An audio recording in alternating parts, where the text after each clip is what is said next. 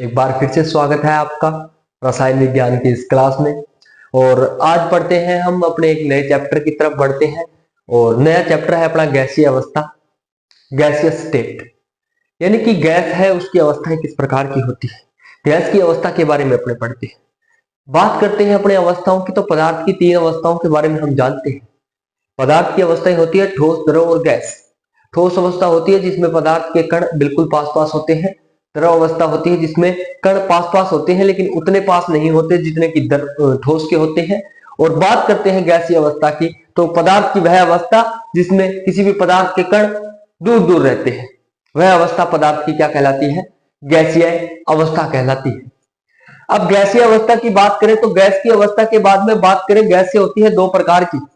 Sir कौन कौन सी गैसें 2 प्रकार की होती है? एक तो होती है आदर्श गैस, आदर्श गैस, और एक होती है वास्तविक, रियल, वास्तविक गैस। अरे सर आदर्श गैस वास्तविक गैस है क्या? अरे है तो गैस ही, है तो गैस ही, लेकिन गैस के 2 प्रकार बना दिए। एक तो है आदर्श गैस। कौन सी गैस? वह गैस जो PV is equals to NRT समीकरण का पालन करे। ये क्या होती है? यही तो पढ़ना है, यही तो हमारा टॉपिक है। क्या? आदर्श गैस समीकरण। क्या होती है आदर्श गैस समीकरण? तो बात करूं मैं आदर्श गैस की, तो वह गैस जो समस्त ताप व समस्त दाब पर आदर्श गैस समीकरण PV is equals to NRT का पालन करती है, वह गैस आदर्श गैस कहलाती है। अब आदर्श गैस समीकरण क्या होती है उसको हम निकालेंगे, उसको हम फाइंड करेंगे कि PV is equal to NRT कैसे आता है और बेसिकली है क्या। अब बात करूं मैं वास्तविक गैस की, तो वास्तविक गैस भी एक गैस ही होती है। सारी गैसें वास्तविक गैस होती है कब? निम्न दाब और उच्च ताप पर। निम्न दाब और उच्च ताप पर। कब? अरे निम्न दाब और उच्च ताप। निम्न दाब और उच्च ताप पर क्या होता है कि कोई भी गैस आदर्श गैस समीकरण का पालन नहीं करती, इसलिए वो गैसें क्या कहलाती है? वास्तविक गैसें कहलाती है। ये तो बात थी अपनी गैसों की। अब पढ़ेंगे आज अपने, सबसे पहले स्टार्ट करते हैं आदर्श गैस समीकरण कि आदर्श गैस समीकरण PV is equal to NRT जो है वो कैसे निकलती है। तो सबसे पहले अपने गैसों के बारे में अध्ययन कर रहे हैं, तो गैसों के बारे में कौन कौन से साइंटिस्ट ने क्या क्या रूल दिए थे और क्या क्या गैसों की विशेषताएं बताई थी, उन विशेषताओं का अध्ययन करेंगे। और वैसे ही बढ़ते बढ़ते चले जाएंगे अपने आदर्श गैस समीकरण पे। आदर्श गैस समीकरण PV is equal to NRT, जहां पर P pressure, V volume, N gas के मोलों की संख्या, आर यहाँ पे होता है गैस कांस्टेंट और टी होता है गैस का ताप। इन सब के बारे में अपने क्या करेंगे? अध्ययन करेंगे। तो सबसे पहले एक बॉयल नाम के साइंटिस्ट थे और उन्होंने एक नियम दिया था 1660 में। रॉबर्ट बॉयल भैया, अरे दोस्तों रॉबर्ट बॉयल, रॉबर्ट बॉयल नाम के एक साइंटिस्ट थे और इन्होंने बॉयल का नियम दिया था। अरे बॉयल का नियम क्या दिया था? एक नियम दिया था और रॉबर्ट बॉयल ने दिया था, इसलिए इसे वो बॉयल का नियम कहते हैं। नियम क्या था? नियम था गैस के लिए। अरे सर गैस के लिए तो हमें भी पता है, गैसीय अवस्था पढ़ रहे हैं, आप तो नियम बताइए। अरे तो लिखा तो है सामने। नियम क्या है? स्थिर दाब पर किसी भी गैस के, स्थिर दाब पर किसी भी गैस के निश्चित सहनती का आयतन उसके दाब के व्युत्क्रमानुपाती होता है, यानी कि V is inversely proportional to P। कहने का मतलब, अरे कहने का मतलब यह है कि चाहे कोई भी गैस हो, अगर उसका तापमान स्थिर है तो उसकी निश्चित सहनती, अरे सहनती होता है द्रव्यमान, तो उसकी निश्चित सहनती का आयतन उसके दाब के व्युत्क्रमानुपाती, यानी कोई गैस है उसका जो आयतन होगा वो दाब बढ़ाने पे तो घटेगा और दाब घटाने पे उसका आयतन बढ़ेगा। ये था अपना बॉयल का नियम, V is inversely proportional to 1/P। अरे यहां पे जैसे ही समानुपात हटाऊंगा तो समानुपाती नियतांक आ जाएगा K, और इस K को क्या कहते हैं? कांस्टेंट है ये K, समानुपाती नियतांक है। इस यहां से देखिए P इधर चला जाएगा तो PV इज इक्वल्स टू क्या आ जाएगा? K आ जाएगा। PV इज इक्वल्स टू क्या आ जाएगा? K, constant. ये किसका नियम था? अरे भैया बॉयल का। कौन से बॉयल का सर? अरे रॉबर्ट बॉयल का। कब दिया था? 1660। अब बात करें अपने आगे वाले नियम की, तो उसके बाद में एक नियम और आया। वो कब आया? वो आया देखिए 1787, 1787, और चार्ल्स, और 1808 में फिर इसी बात का समर्थन कर दिया। किसने? गेलुसाक ने। गेलुसाक ने, ये जे चार्ल्स थे, जे चार्ल्स, जे चार्ल्स, और 1808 में गेलुसाक। इन दोनों ने ही ये नियम बताया था, इसलिए इसको चार्ल्स गेल-लुसाक का नियम कह देते हैं। नियम क्या था कि स्थिर दाब पर किसी गैस की निश्चित संहति का आयतन, अरे यहां पे तो क्या था, ताप स्थिर थी तो दाब का प्रभाव बता रहा था। यहां पे क्या बोल दिया कि दाब को स्थिर कर दो, दाब कांस्टेंट कर दो और उस गैस के तापमान में कुछ परिवर्तन करो। तो क्या बता रहा है कि स्थिर दाब पर किसी गैस की निश्चित संहति का आयतन उसके ताप के समानुपाती होता है। ताप के समानुपाती होता है। ताप के समानुपाती का मतलब क्या हुआ कि जैसे ही किसी गैस का ताप बढ़ाएंगे उसका आयतन बढ़ जाएगा, जैसे ही किसी गैस का ताप घटाएंगे उसका आयतन घट जाएगा। यानी कि V is directly proportional to T। V is directly proportional to T, जहां पे V क्या है, किसी भी गैस का आयतन। अरे V क्या है, V वॉल्यूम आयतन, और T क्या है, T सर ताप। तो V is directly proportional to T।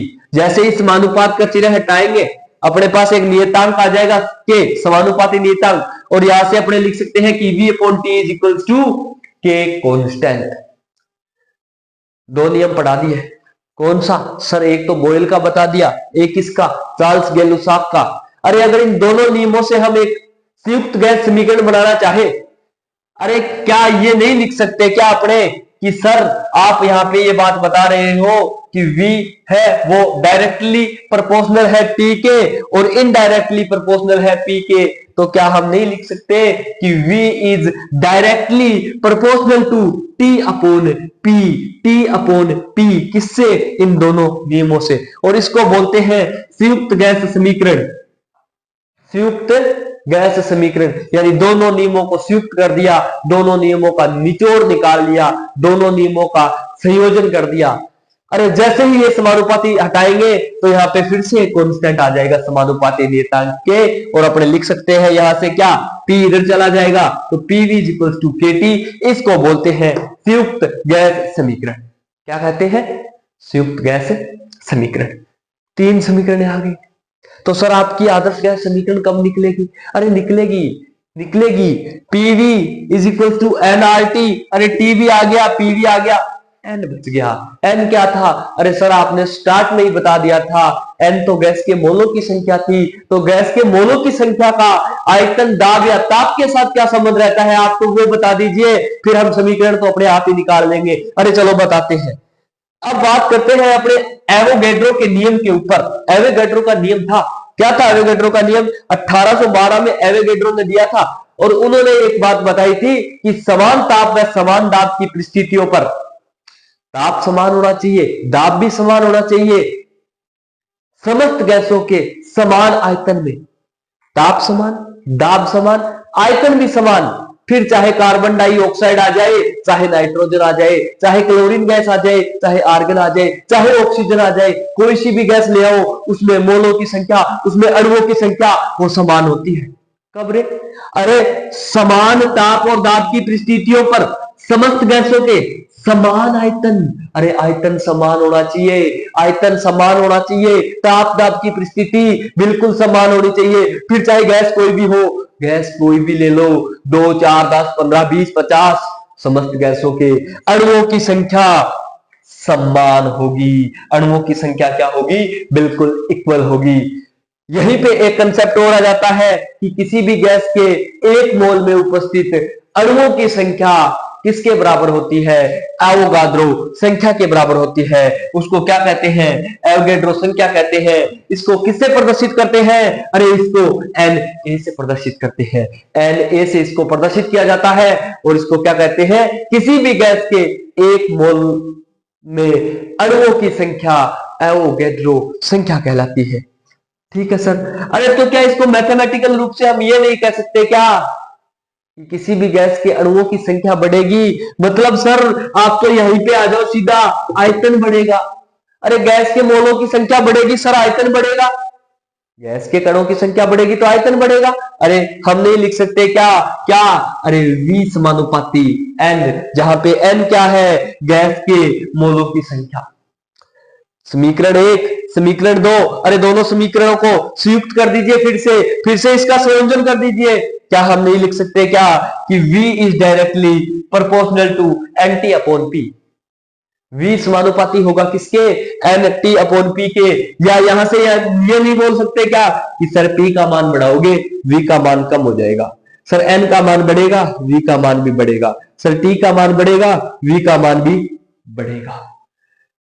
जब भी इस समीकरण से समानुपाती चिन्ह हटाएंगे यहां पे एक कांस्टेंट आ जाएगा।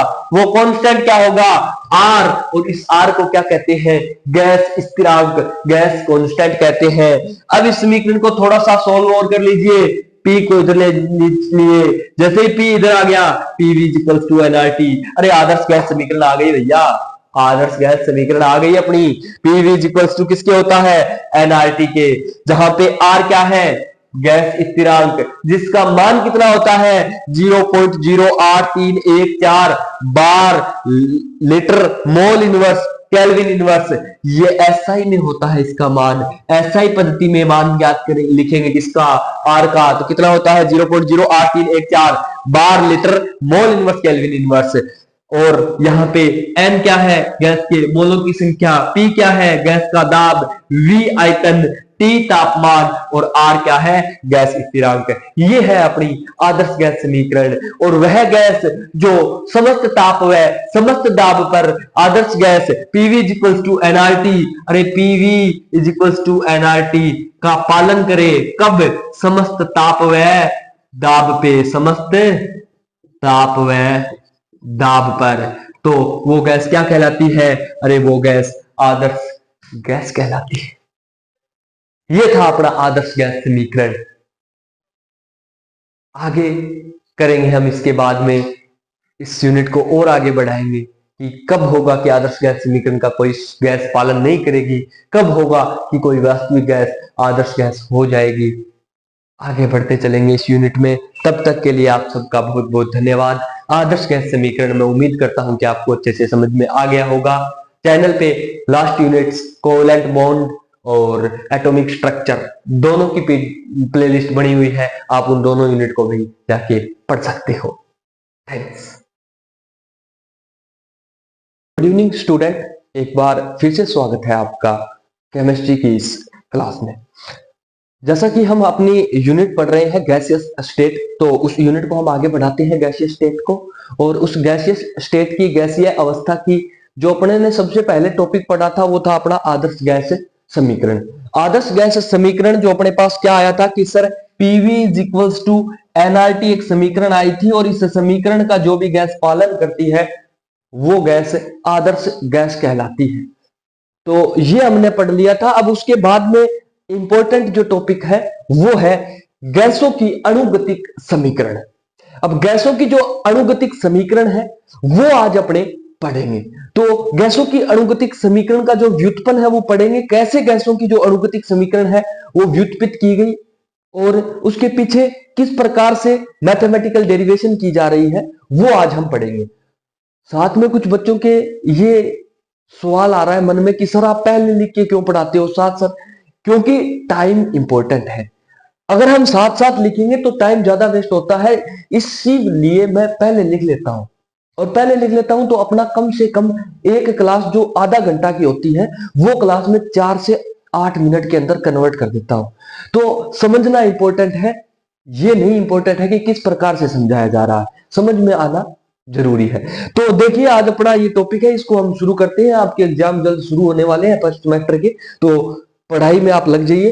तो बात करते हैं अपने गैसों की अणुगतिक समीकरण की। तो गैसों का जो अणुगतिक सिद्धांत है वो सर्वप्रथम 1738 बर्नौली ने दिया था। 1738 में गैसों का अणुगतिक सिद्धांत 1738 बर्नौली ने दिया था। बर्नौली ने यह सिद्धांत दिया, उसके बाद में क्लाउसियस, मैक्सवेल, बोल्ट्जमान और वांडरवाल, इन सब ने क्या किया कि इस सिद्धांत में कुछ ना कुछ सुधार करते गए और लास्ट में अपने गैसों के लिए वांडरवाल समीकरण, इसी यूनिट में एक टॉपिक आएगा वो भी अपने पढ़ेंगे कि वांडरवाल ने जो गैसों का सिद्धांत था उसमें क्या सुधार किए। तो सबसे पहले बात करें गैसों की अणुगतिक सिद्धांत की, तो बर्नौली ने 1738 में दिया था। और उसके बाद में बात करें कि ये जो समीकरण होती है गैसों की अणुगतिक समीकरण वो क्या होती है, तो उसको पढ़ने के लिए अपने को ये राम कहानी पढ़नी पड़ेगी। ये राम कहानी क्या है, कुछ नहीं है कि ये एक बॉक्स है घनाकार। यानी कि गैसों के अणुगतिक समीकरण व्युत्पत्त करने के लिए अपने को मानना पड़ेगा कि कोई एक घनाकार बॉक्स है, यानी घन आकार का एक बॉक्स है, एक पात्र है जिसमें कोई गैस भरी हुई है। ये हमने अजम्पशन लिया है, यानी कि माना है कि कोई एक घनाकार बॉक्स है जिसके अंदर कोई गैस XYZ भरी हुई है और उस घन की भुजा की लंबाई है, वो लंबाई कितनी है, n सेंटीमीटर।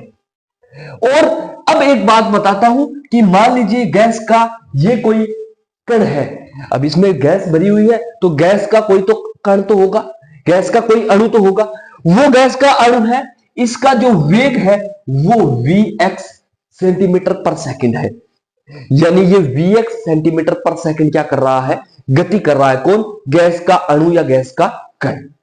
समझ में आई बात यहां तक। अब उसके बाद में चलते हैं अपने कि इस जो बॉक्स में भरी हुई गैस है, उस गैस के कुल कणों की संख्या की अगर मैं बात करूं तो वो कणों की संख्या है n, यानी इसमें मान लीजिए कोई भी गैस भरी हुई है, उस गैस के टोटल अणु कितने हैं, n अणु भरे हुए हैं। समझ में आई यहां तक बात। अब आगे बढ़ते हैं और अब ये अणु जो है, इनमें से प्रत्येक अणु यानी जो n अणु है, उनमें से प्रत्येक अणु का जो द्रव्यमान है वो द्रव्यमान अपने पास कितना है, m ग्राम। यहां तक सब क्लियर है, यहां तक कोई डाउट आपको नहीं आना चाहिए। तो देखिए आगे देखिए, अब ये भी पढ़ लिया कि सर माध्य वेग Vx सेंटीमीटर आपने बता दिया, तो चलो आपने ये सब पढ़ लिया। अब मेरे को एक बात बताइए, संवेग के बारे में सुना है क्या? हाँ सर बिल्कुल सुना है। आप क्या बता रहे हो, ये तो छोटी क्लासों की बात है कि संवेग P is equals to mv, जहां पे m क्या होता है, द्रव्यमान होता है सर, और v क्या होता है, अरे v तो सर वेग होता है। P संवेग इज इक्वल्स टू mv होता है कि नहीं होता? हाँ सर बिल्कुल होता है। तो मेरे को एक बात बताइए कि मान लीजिए ये गैस का कण A है, अब ये एक कण v वेग से Vx वेग से गति करता हुआ इस पात्र की इस दीवार से टकराता है। अगर इस दीवार से टकराएगा तो इसके वेग में परिवर्तन, अरे वेग में परिवर्तन यानी कि संवेग उत्पन्न हुआ कि नहीं हुआ? हाँ सर बिल्कुल संवेग तो उत्पन्न होगा, वेग में परिवर्तन हो रहा है यानी संवेग तो उत्पन्न होगा। अरे वेग में परिवर्तन हो रहा है, टक्कर लग रही है, तो यानी सर यहाँ पे ये टक्कर लगेगी, यहाँ पे संवेग में परिवर्तन होगा, यानी संवेग होगा, वो संवेग कितना होगा, टक्कर मारने से पहले तो होगा mvx। क्यों? क्योंकि P is equals to mv होता है। m सर द्रव्यमान, यानी सर गैस के कण का द्रव्यमान। अब गैस के कण का द्रव्यमान कितना, m ग्राम। हाँ सर बिल्कुल। सर Vx क्या है, Vx वेग है किसका, गैस के कण का, तो सर गैस के कण का संवेग हो जाएगा mvx। क्लियर हुआ यहां तक? यहां तक कोई डाउट आपको नहीं होना चाहिए। तो आगे देखिए स्टूडेंट, अब इसके बाद में टक्कर मारने से पहले तो ये था, लेकिन जैसे ही इसने टक्कर मारी, अब ये यहां पर टक्कर कर गया, और ये टक्कर करने के बाद वापस कौन सी दिशा में, इस दिशा में बढ़ रहा है। पहले इसका वेग Vx था, अब इसका वेग विपरीत दिशा में। अब विपरीत दिशा की बात करें तो वेग तो Vx ही रहेगा, अरे मान तो Vx ही रहेगा, लेकिन क्या हो गया सर, दिशा विपरीत हो गई। मान लीजिए पहले ये A था, ये x अक्ष पे जा रहा था, इधर टकरा रहा था प्लस x अक्ष पे, अब ये टकराएगा, टकराने के बाद वापस आएगा इस दिशा में, तो माइनस x अक्ष दिशा में। अब जैसे ही माइनस x अक्ष दिशा में जा रहा है तो इसका वेग का मान तो Vx ही रहेगा, लेकिन सर ये विपरीत दिशा की वजह से माइनस लग जाएगा, तो टक्कर मारने के बाद में वेग कितना हो जाएगा, माइनस mvx। सर अब आप कैसी बातें कर रहे हो, कोई भी चीज का द्रव्यमान माइनस कैसे हो सकता है सर? लेकिन द्रव्यमान माइनस नहीं हो सकता, मेरे को पता है ये चीज, लेकिन दिशा विपरीत है, दिशा विपरीत की वजह से ये माइनस चिन्ह आया है। और ये क्या है, टक्कर मारने के बाद किसी भी अणु का संवेग है, अरे सॉरी ये संवेग है भाई, है ठीक है, संवेग है। mvx था, टक्कर मारी माइनस mvx हो गया। अच्छा, एक टक्कर होने के बाद में कुल संवेग में परिवर्तन हुआ है, वो परिवर्तन कितना है? अरे सर परिवर्तन को, कोई भी चीज का परिवर्तन निकालते हैं तो a माइनस बी कर देते हैं, यानी सर पहले में से दूसरा घटा देते हैं। सर पहले संवेग mvx था, अब आप क्या कर दीजिए सर, माइनस mvx कर दीजिए, माइनस mvx कर दीजिए, mvx माइनस mvx, ये माइनस और ये माइनस प्लस हो गया, यानी सर कुल परिवर्तन एक टक्कर करने के पश्चात, टक्कर किसकी हो रही है, गैस के किसी कण की या गैस के किसी अणु की, मान लीजिए वो अणु A है, वो अणु A एक टक्कर किया, टक्कर करने के पश्चात कुल संवेग में परिवर्तन सर 2mvx हो गया। क्लियर? अब 2mvx संवेग हो गया। अब मेरे को एक बात बताइए कि समय क्या होता है भाई, दूरी बटे चाल। भाई कोई भी चीज का अगर हमें समय निकालना है तो दूरी बटे चाल। अब एक बात बताइए कि ये कण ए है, अब इसको यहां से यहां तक टक्कर करने में कितना समय लगेगा, वो समय किसके ऊपर डिपेंड करेगा? वो तो सर दूरी और चाल पे। अरे सर दूरी तो क्या है सर? दूरी तो भुजा एल, यानी दूरी तो सर एल है। पात्र की दीवारों के बीच की दूरी कितनी है सर? दूरी तो एल सेंटीमीटर है। अरे एल सेंटीमीटर दूरी पार करने में वी एक्स वेग की चाल से चल रहा है तो लगने वाला समय दूरी बटे चाल 2l upon we x second हो जाएगा। हाँ सर बिल्कुल। अरे 2l अपॉन वी एक्स हो जाएगा। अब 2l क्यों हुआ? अरे ये इसलिए हुआ बच्चों कि यहां से कोई कण गैस का चला, वो यहां तक गया इस पात्र के। बिल्कुल l दूरी तय की। हाँ सर करी। अब यहां से टकराने के बाद वापिस यहां तक आएगा तो टोटल दूरी तय कितनी करेगा? अरे अपने प्रथम स्थान से अंतिम जहां से चला था वहां से टकरा के वापिस वहां तक आएगा, टोटल कितनी दूरी तय करेगा? अरे मैं इस बोर्ड के कोने से यहां तक चलता हूं, यहां से वापिस यहां आ रहा हूं, तो टोटल दूरी कितनी तय की? सर आपने जितनी बोर्ड की लंबाई है उससे 2 गुनी दूरी तय की, तो ये 2l है। कौन सी? पात्र की दूरी। तो 2l अपॉन vx। हाँ सर ये तो क्लियर हो गया। ये क्लियर हो गया तो 1 सेकंड में होने वाली टक्कर कितनी हो जाएगी? अरे सर टक्करों का क्या है? टक्कर तो क्या हो जाएगी? चाल बटे दूरी। सर जितनी चाल है उसमें दूरी का भाग लगा दो, उतनी टक्कर लगा लेना 1 सेकंड में। हाँ बिल्कुल। तो vx upon 2l।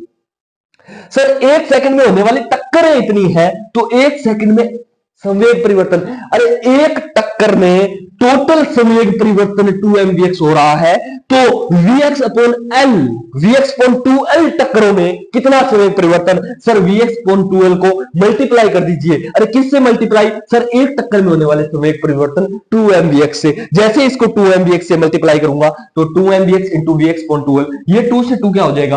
Cancel out हो जाएगा और mv स्क्वायर अपॉन l। ये अपने पास क्या आ जाएगा? 1 सेकंड में अणु द्वारा होने वाला संवेग परिवर्तन, यानी 1 सेकंड में गैस के एक अणु द्वारा इस बॉक्स में टोटल संवेग परिवर्तन कितना हो रहा है वो अपने पास आ चुका है, mv स्क्वायर x अपॉन।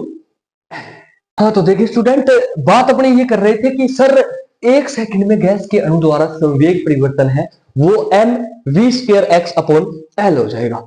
अब मेरे को एक आप छोटी सी बात बता दीजिए कि ये जो कण था वो इस दीवार पर संवेग परिवर्तन कर रहा है, वो इतना कर रहा है, कितना? mv square x upon l।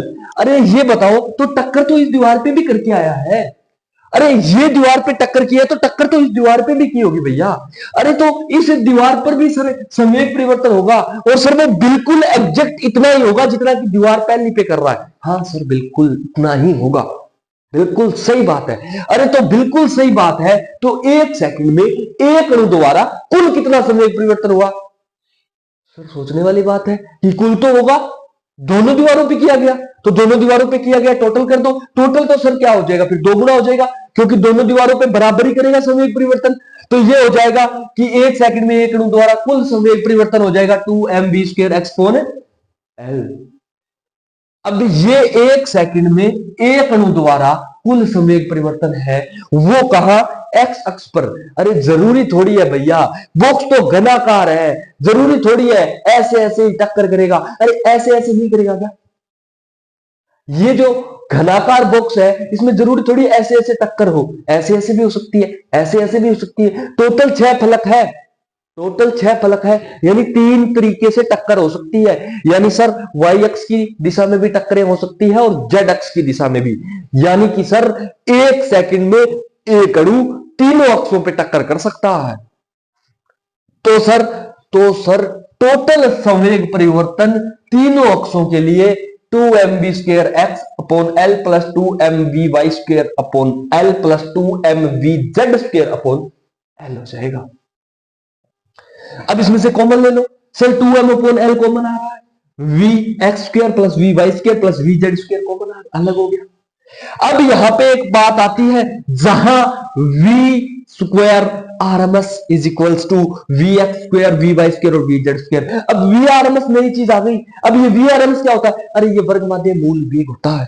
ये क्या है? वर्ग माध्य मूल वेग, इसको वी RMS बोलते हैं, वर्ग माध्य मूल वेग, यानी कुल वेग का माध्य वेग है ये, इसको हम वी RMS बोलते हैं। यानी इसकी वैल्यू क्या होती है? V square. अगर इस साइड से स्क्वायर हटाएंगे तो इसका अंडर रूट हो जाएगा, भाई इसका स्क्वायर हटाएंगे तो इसका अंडर रूट हो जाएगा। ये वैल्यू v की आ गई। अब ये v स्क्वायर RMS अपने यहां पर पुट कर देंगे समीकरण नंबर 3 में। ये समीकरण 3 में पुट कर दो तो 1 सेकंड में एक अणु द्वारा कुल संवेग परिवर्तन कितना आ जाएगा? अरे sir 2m v square RMS upon l आ जाएगा, जहां पे v RMS क्या है? वर्ग माध्य मूल वेग। एक सेकंड में एक अणु द्वारा इतनी टक्करें हो रही है। और मैंने आपको जब भी शुरू किया था ये लेक्चर तब ये बताया था कि कुल अणु कितने हैं गैस के? n है। पात्र में कुल गैस के अणु n है, तो n अणुओं के द्वारा कितनी हो जाएगी? अरे सर n अणुओं के द्वारा तो n से मल्टीप्लाई कर दो, तो n अणुओं के द्वारा 2mn v square RMS upon l हो जाएगी। एक सेकंड में n अणुओं द्वारा कुल संवेग परिवर्तन, यानी संवेग में होने वाला परिवर्तन की दर। भाई एक सेकंड में संवेग परिवर्तन यानी संवेग में परिवर्तन की दर ही तो हुई। अरे किसी समय के सापेक्ष कोई चीज में होने वाला परिवर्तन क्या कहलाता है? उसमें होने वाले परिवर्तन की दर। अरे हाँ सर, और ये होने वाला परिवर्तन की दर, संवेग में परिवर्तन की दर क्या कहलाता है? बल। बल की परिभाषा क्या होती है? संवेग में होने वाले परिवर्तन की दर F is equal to dp/dt। संवेग में होने वाला है परिवर्तन की दर, तो यहां पे अपने संवेग में परिवर्तन की दर की जगह f नहीं लिख देंगे क्या? हाँ सर बिल्कुल लिख देंगे। तो F is equal to 2mn v square RMS upon l। यहां तक कोई डाउट नहीं होना चाहिए आपको। अगर डाउट है तो थोड़ा सा एक बार इसको देखो गौर से, समझ में आएगा। अब यहां पर एक बात आ गई कि बल के बराबर अपने पास ये चीज आ गई। अब मेरे को ये बताओ कि सर गैस के लिए बात करें तो गैस के लिए बल पे कोई डिपेंड नहीं करेगा। गैस के लिए बात करें तो अपने दाब और आयतन पे लेके आओ। अरे दाब और आयतन के रूप में समीकरण लेके आओ सर, बल का नहीं। क्योंकि गैस का आयतन पता चल सकता है, गैस की दाब पता चल सकती है, गैस के द्वारा लगाए जाने वाला बल ज्ञात करना आसान नहीं है। तो सर सीधी सी बात है, हम जानते हैं कि दाब जो होती है वो बल बटे क्षेत्रफल होती है। हाँ सर बिल्कुल, दाब बराबर बल बटे क्षेत्रफल होती है। और सर क्षेत्रफल तो फिर इस बॉक्स का लेंगे ना, क्षेत्रफल तो इस बॉक्स का लेंगे। हाँ सर, अरे घन का क्षेत्रफल सर 6 गुणा भुजा की स्क्वायर। अरे 6 गुणा भुजा की स्क्वायर, सर भुजा तो L है ना, तो F अपॉन A यानी P is equal to F upon 6L square हो जाएगा क्या? अरे लगने वाला दाब, गैस के द्वारा लगने वाला दाब बल अपॉन भुजा 6 गुणा भुजा की स्क्वायर हो जाएगा क्या? हाँ सर बिल्कुल हो जाएगा। अरे बिल्कुल हो जाएगा तो इसमें F का मान रख दो ना। अरे F का मान ये रहा भैया, ये मान रखो तो सही sir, 2mn v square RMS L up into 1.6 L square. Sir cut कर दो, 2 को कट कर दिया 6 से, अरे 1/3 आ गया। और कुछ कैंसिल आउट हो रहा है? सर नहीं हो रहा। L को L स्क्वायर से मल्टीप्लाई करेंगे, L की cube 1/3 mn v square RMS upon 3 L cube. Sir ये आ गया अपने पास गैस का अणुगतिक समीकरण। नहीं, नहीं आया। और क्या चेंज हो सकता है? अरे सर चेंज हो सकता है क्या कि सर घन का आयतन पता है हमें क्या? अरे घन का आयतन सर भुजा की क्यूब होता है। अरे भुजा की क्यूब, ये वाला v, ये कैपिटल V है ना, ये कैपिटल V आयतन है। यहाँ पे v वेग ही नहीं होता, v वॉल्यूम, v आयतन भी होता है। तो सर ये L क्यूब क्या है? आयतन है। तो सर इस L क्यूब की जगह क्यों ना कैपिटल V रख दिया जाए? बिल्कुल कैपिटल V रख दिया जाए और ये कैपिटल V का पक्षांतरण कर दो, ये इधर आ जाएगा। PV is equal to 1/3 mn v square upon RMS। ये है गैस की अणुगतिक समीकरण भैया, अणुगतिक समीकरण है गैस की। अरे अणुगतिक समीकरण है गैस की, समीकरण 4। इसको ऐसे भी लिखा मिल सकता है 1/3 mn v स्क्वायर। इसका मतलब भी गतिक समीकरण है, क्योंकि बहुत बार VRMS को v स्क्वायर ही लिख देते हैं। ये अपनी गैसों की अणुगतिक समीकरण बन चुकी है। ऐसा का ऐसा पूछा जाता है कि गैसों की अणुगतिक समीकरण को व्युत्पत्ति कीजिए। पूरा का पूरा क्वेश्चन ऐसा का ऐसा 10 नंबर का पूछा जा सकता है आपके इस सेमेस्टर एग्जाम में। तो काफी इंपॉर्टेंट टॉपिक है, अच्छे से इसको ध्यान से पढ़िए। और इस यूनिट का जो पहला टॉपिक है गैसीय स्टेट का आदर्श गैस समीकरण, वो मैंने प्लेलिस्ट डाल रखी है चैनल पे, आप वहां पर जाकर देख सकते हो।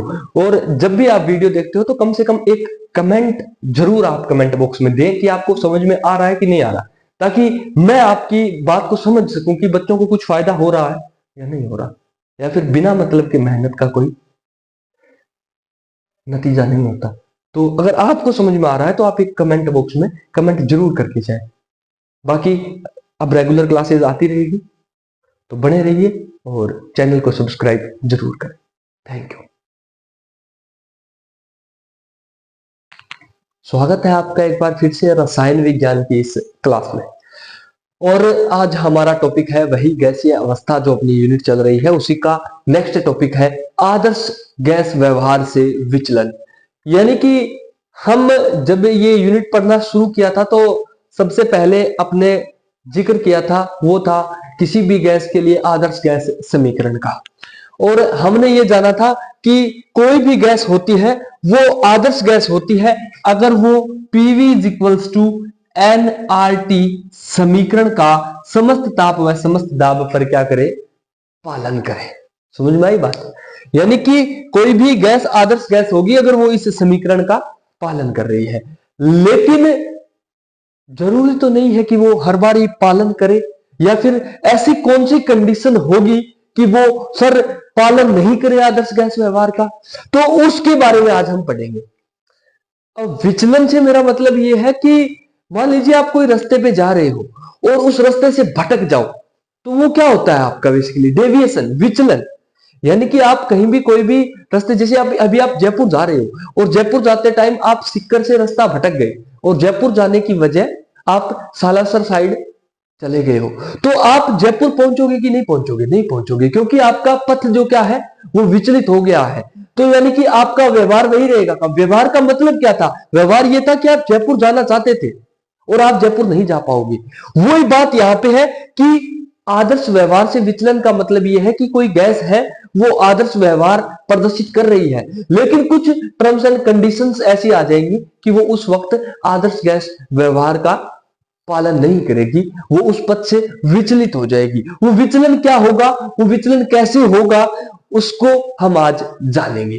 तो सबसे पहले अगर मैं बात करूं तो अपने पास आदर्श गैस समीकरण होती है, वो होती है PV is equal to nRT, जहां पे P किसी भी गैस का दाब है, V आयतन है, N उसके मोलों की संख्या है, R संपीड़ितता व्यंजक है और T क्या है, तापमान। समझ में आया? यहां पर ये PV is equals to nRT आदर्श गैस समीकरण है। अब अगर इस आदर्श गैस समीकरण को अगर मैं 1 मोल के लिए लेऊं, अगर n की वैल्यू 1 हो तो ये PV is equals to RT हो जाएगी। और अगर इसे RT को इसके डिवाइड में ले आए तो सीधी सी बात यही है कि sir PV is equals to RT, PV upon RT is equals to 1 हो जाएगा। ये समीकरण है आदर्श गैस समीकरण। यानी कि आदर्श गैस अगर कोई होगी तो उसके लिए PV अपॉन RT का मान 1 होगा। PV अपॉन RT का मान 1 होगा। अब ये PV अपॉन RT है, इसको संपीड़ितता गुणांक कहते हैं। अरे ये R व्यंजक है भाई, आज इसका मान 0.0803 होता है, 0.0803 होता है। R एक कोफिशिएंट है। अब यहां पे देखिए कि आदर्श गैस के लिए Z, अब Z क्या है? संपीड़ितता गुणांक, जिसको Z से लिखा जाता है। Z PV अपॉन RT हो गया, इक्वल है 1 के। अगर ऐसी कोई भी गैस जो इस समीकरण का पालन कर रही है ना, वो गैस कौन सी गैस कहलाती है? वो गैस कहलाती है अपनी आदर्श गैस। कौन सी गैस कहलाती है? आदर्श गैस। आदर्श गैस कहलाती है। अब अपने को पढ़ना है सर विचलन, तो फिर विचलन क्या? अरे विचलन यही है कि अगर इस 1 का मान, यानी कि इस Z का मान इस 1 से ऊपर नीचे हो जाए ना, तो वो आदर्श व्यवहार से उस गैस का क्या हो जाएगा? विचलन हो जाएगा। मान लीजिए कि Z का मान किसी गैस के लिए 0.8 आ रहा है, तो अब ये गैस आदर्श गैस नहीं है, अब ये आदर्श व्यवहार नहीं दर्शा रही है, अब इस आदर्श व्यवहार में विचलन हो चुका है। अरे वहीं पर अगर किसी गैस के लिए इसका मान 1.2 आ रहा है तो भी ये आदर्श गैस नहीं है, ये आदर्श गैस से क्या है? विचलन प्रदर्शित। आदर्श गैस कब होगी? अरे आदर्श गैस तो तभी होगी ना जब Z का मान क्या आएगा? 1 आएगा। आई बात यहां तक समझ में? अब आगे देखिए कि ऐसा कब होगा, तो वास्तव में ऐसा होता है कि शून्य दाब के अतिरिक्त, ये नोट करना, अगर कोई भी गैस का दाब अगर शून्य है तब तो Z का मान 1 हो सकता है, लेकिन अगर शून्य दाब नहीं है, इसके अलावा कोई भी दाब है, तो ऐसी कोई गैस नहीं है भैया जो Z का मान 1 दिखा दे। यानी ऐसी वास्तव में कोई भी गैस नहीं है जो शून्य दाब के अतिरिक्त किसी गैस के लिए Z का मान 1 नहीं होता। अरे होता ही नहीं है।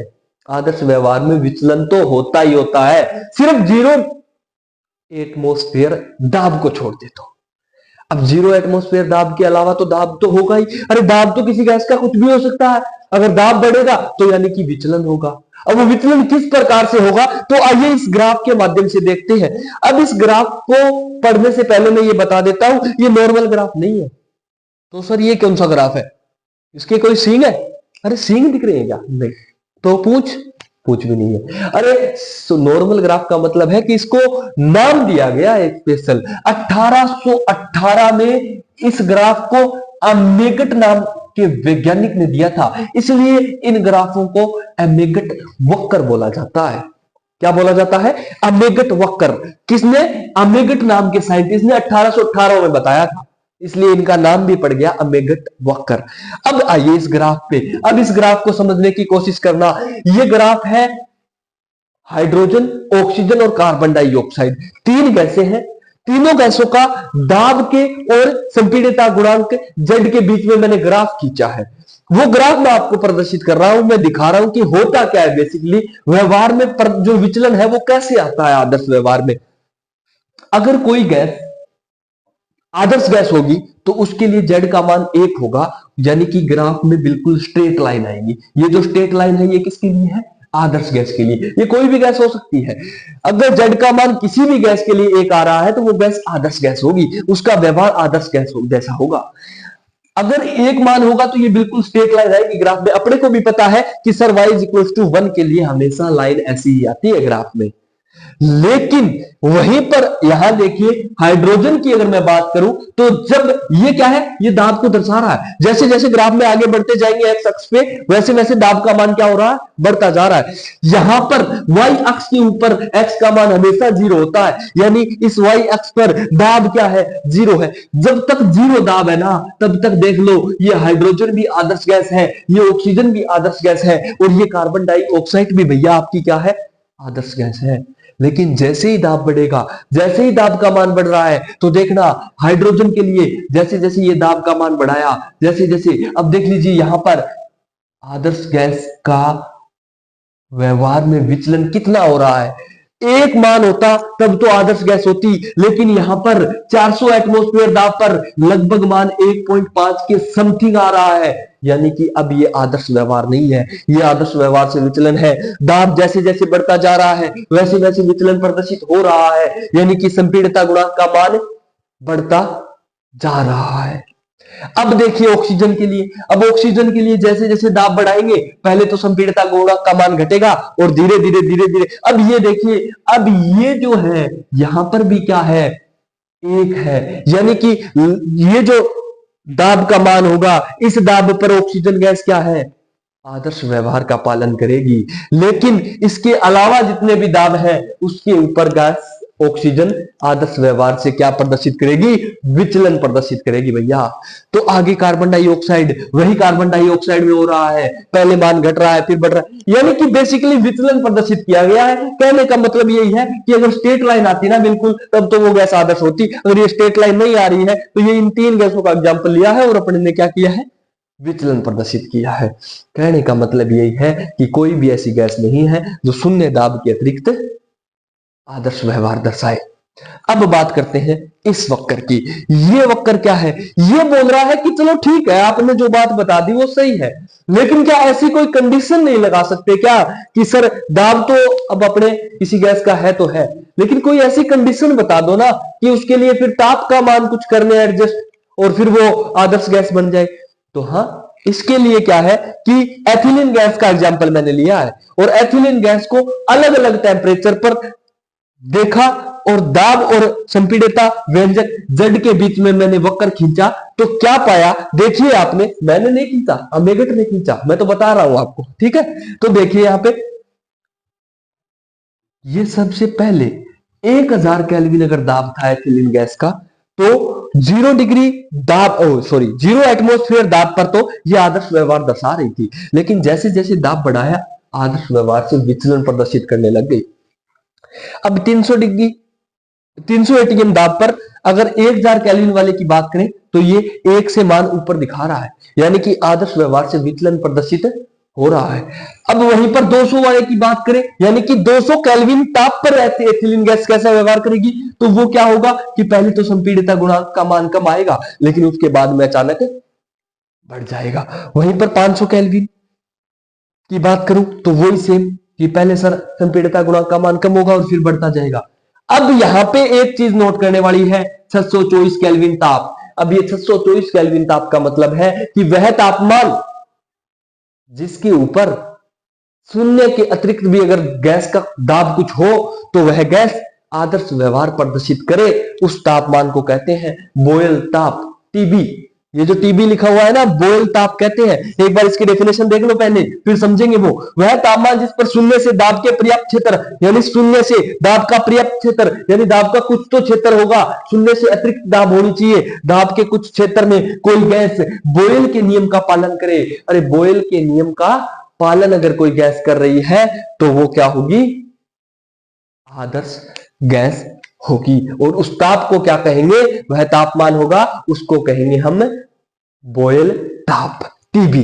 अब यहां पे देखिए 624 केल्विन ताप, ये ताप को हम कहते हैं बॉयल का ताप, यानी 600 केल्विन ताप पर जब एथिलीन गैस का हमने ग्राफ देखा ना, तो वो ग्राफ ही आप देखते हुए हैरान रह जाओगे कि ये लगभग 200 एटमॉस्फेयर, लगभग 200 एटीएम दाब तक क्या कर रही है, संपीड़ितता गुणांक जेड का मान लगभग, बिल्कुल एक्यूरेट तो नहीं है लेकिन लगभग एक ही है, यानी कह सकते हैं कि एक ही है। यानी कि यहां पर ये गैस 200 एटमॉस्फेयर दाब तक तो क्या दिखा रही है, आदर्श व्यवहार दिखा रही है, आदर्श गैस है। इसको हम बॉयल ताप कहते हैं और इस ताप पर इस व्यवहार को आदर्श व्यवहार कहते हैं। और जैसे ही कोई गैस जिसके लिए Z संपीड़ितता गुणांक का मान 1 से कम या 1 से ज्यादा हो जाए तो उसको हम कहेंगे किसी भी गैस का आदर्श व्यवहार से विचलन। तो ये था हमारा टॉपिक, आदर्श व्यवहार से विचलन।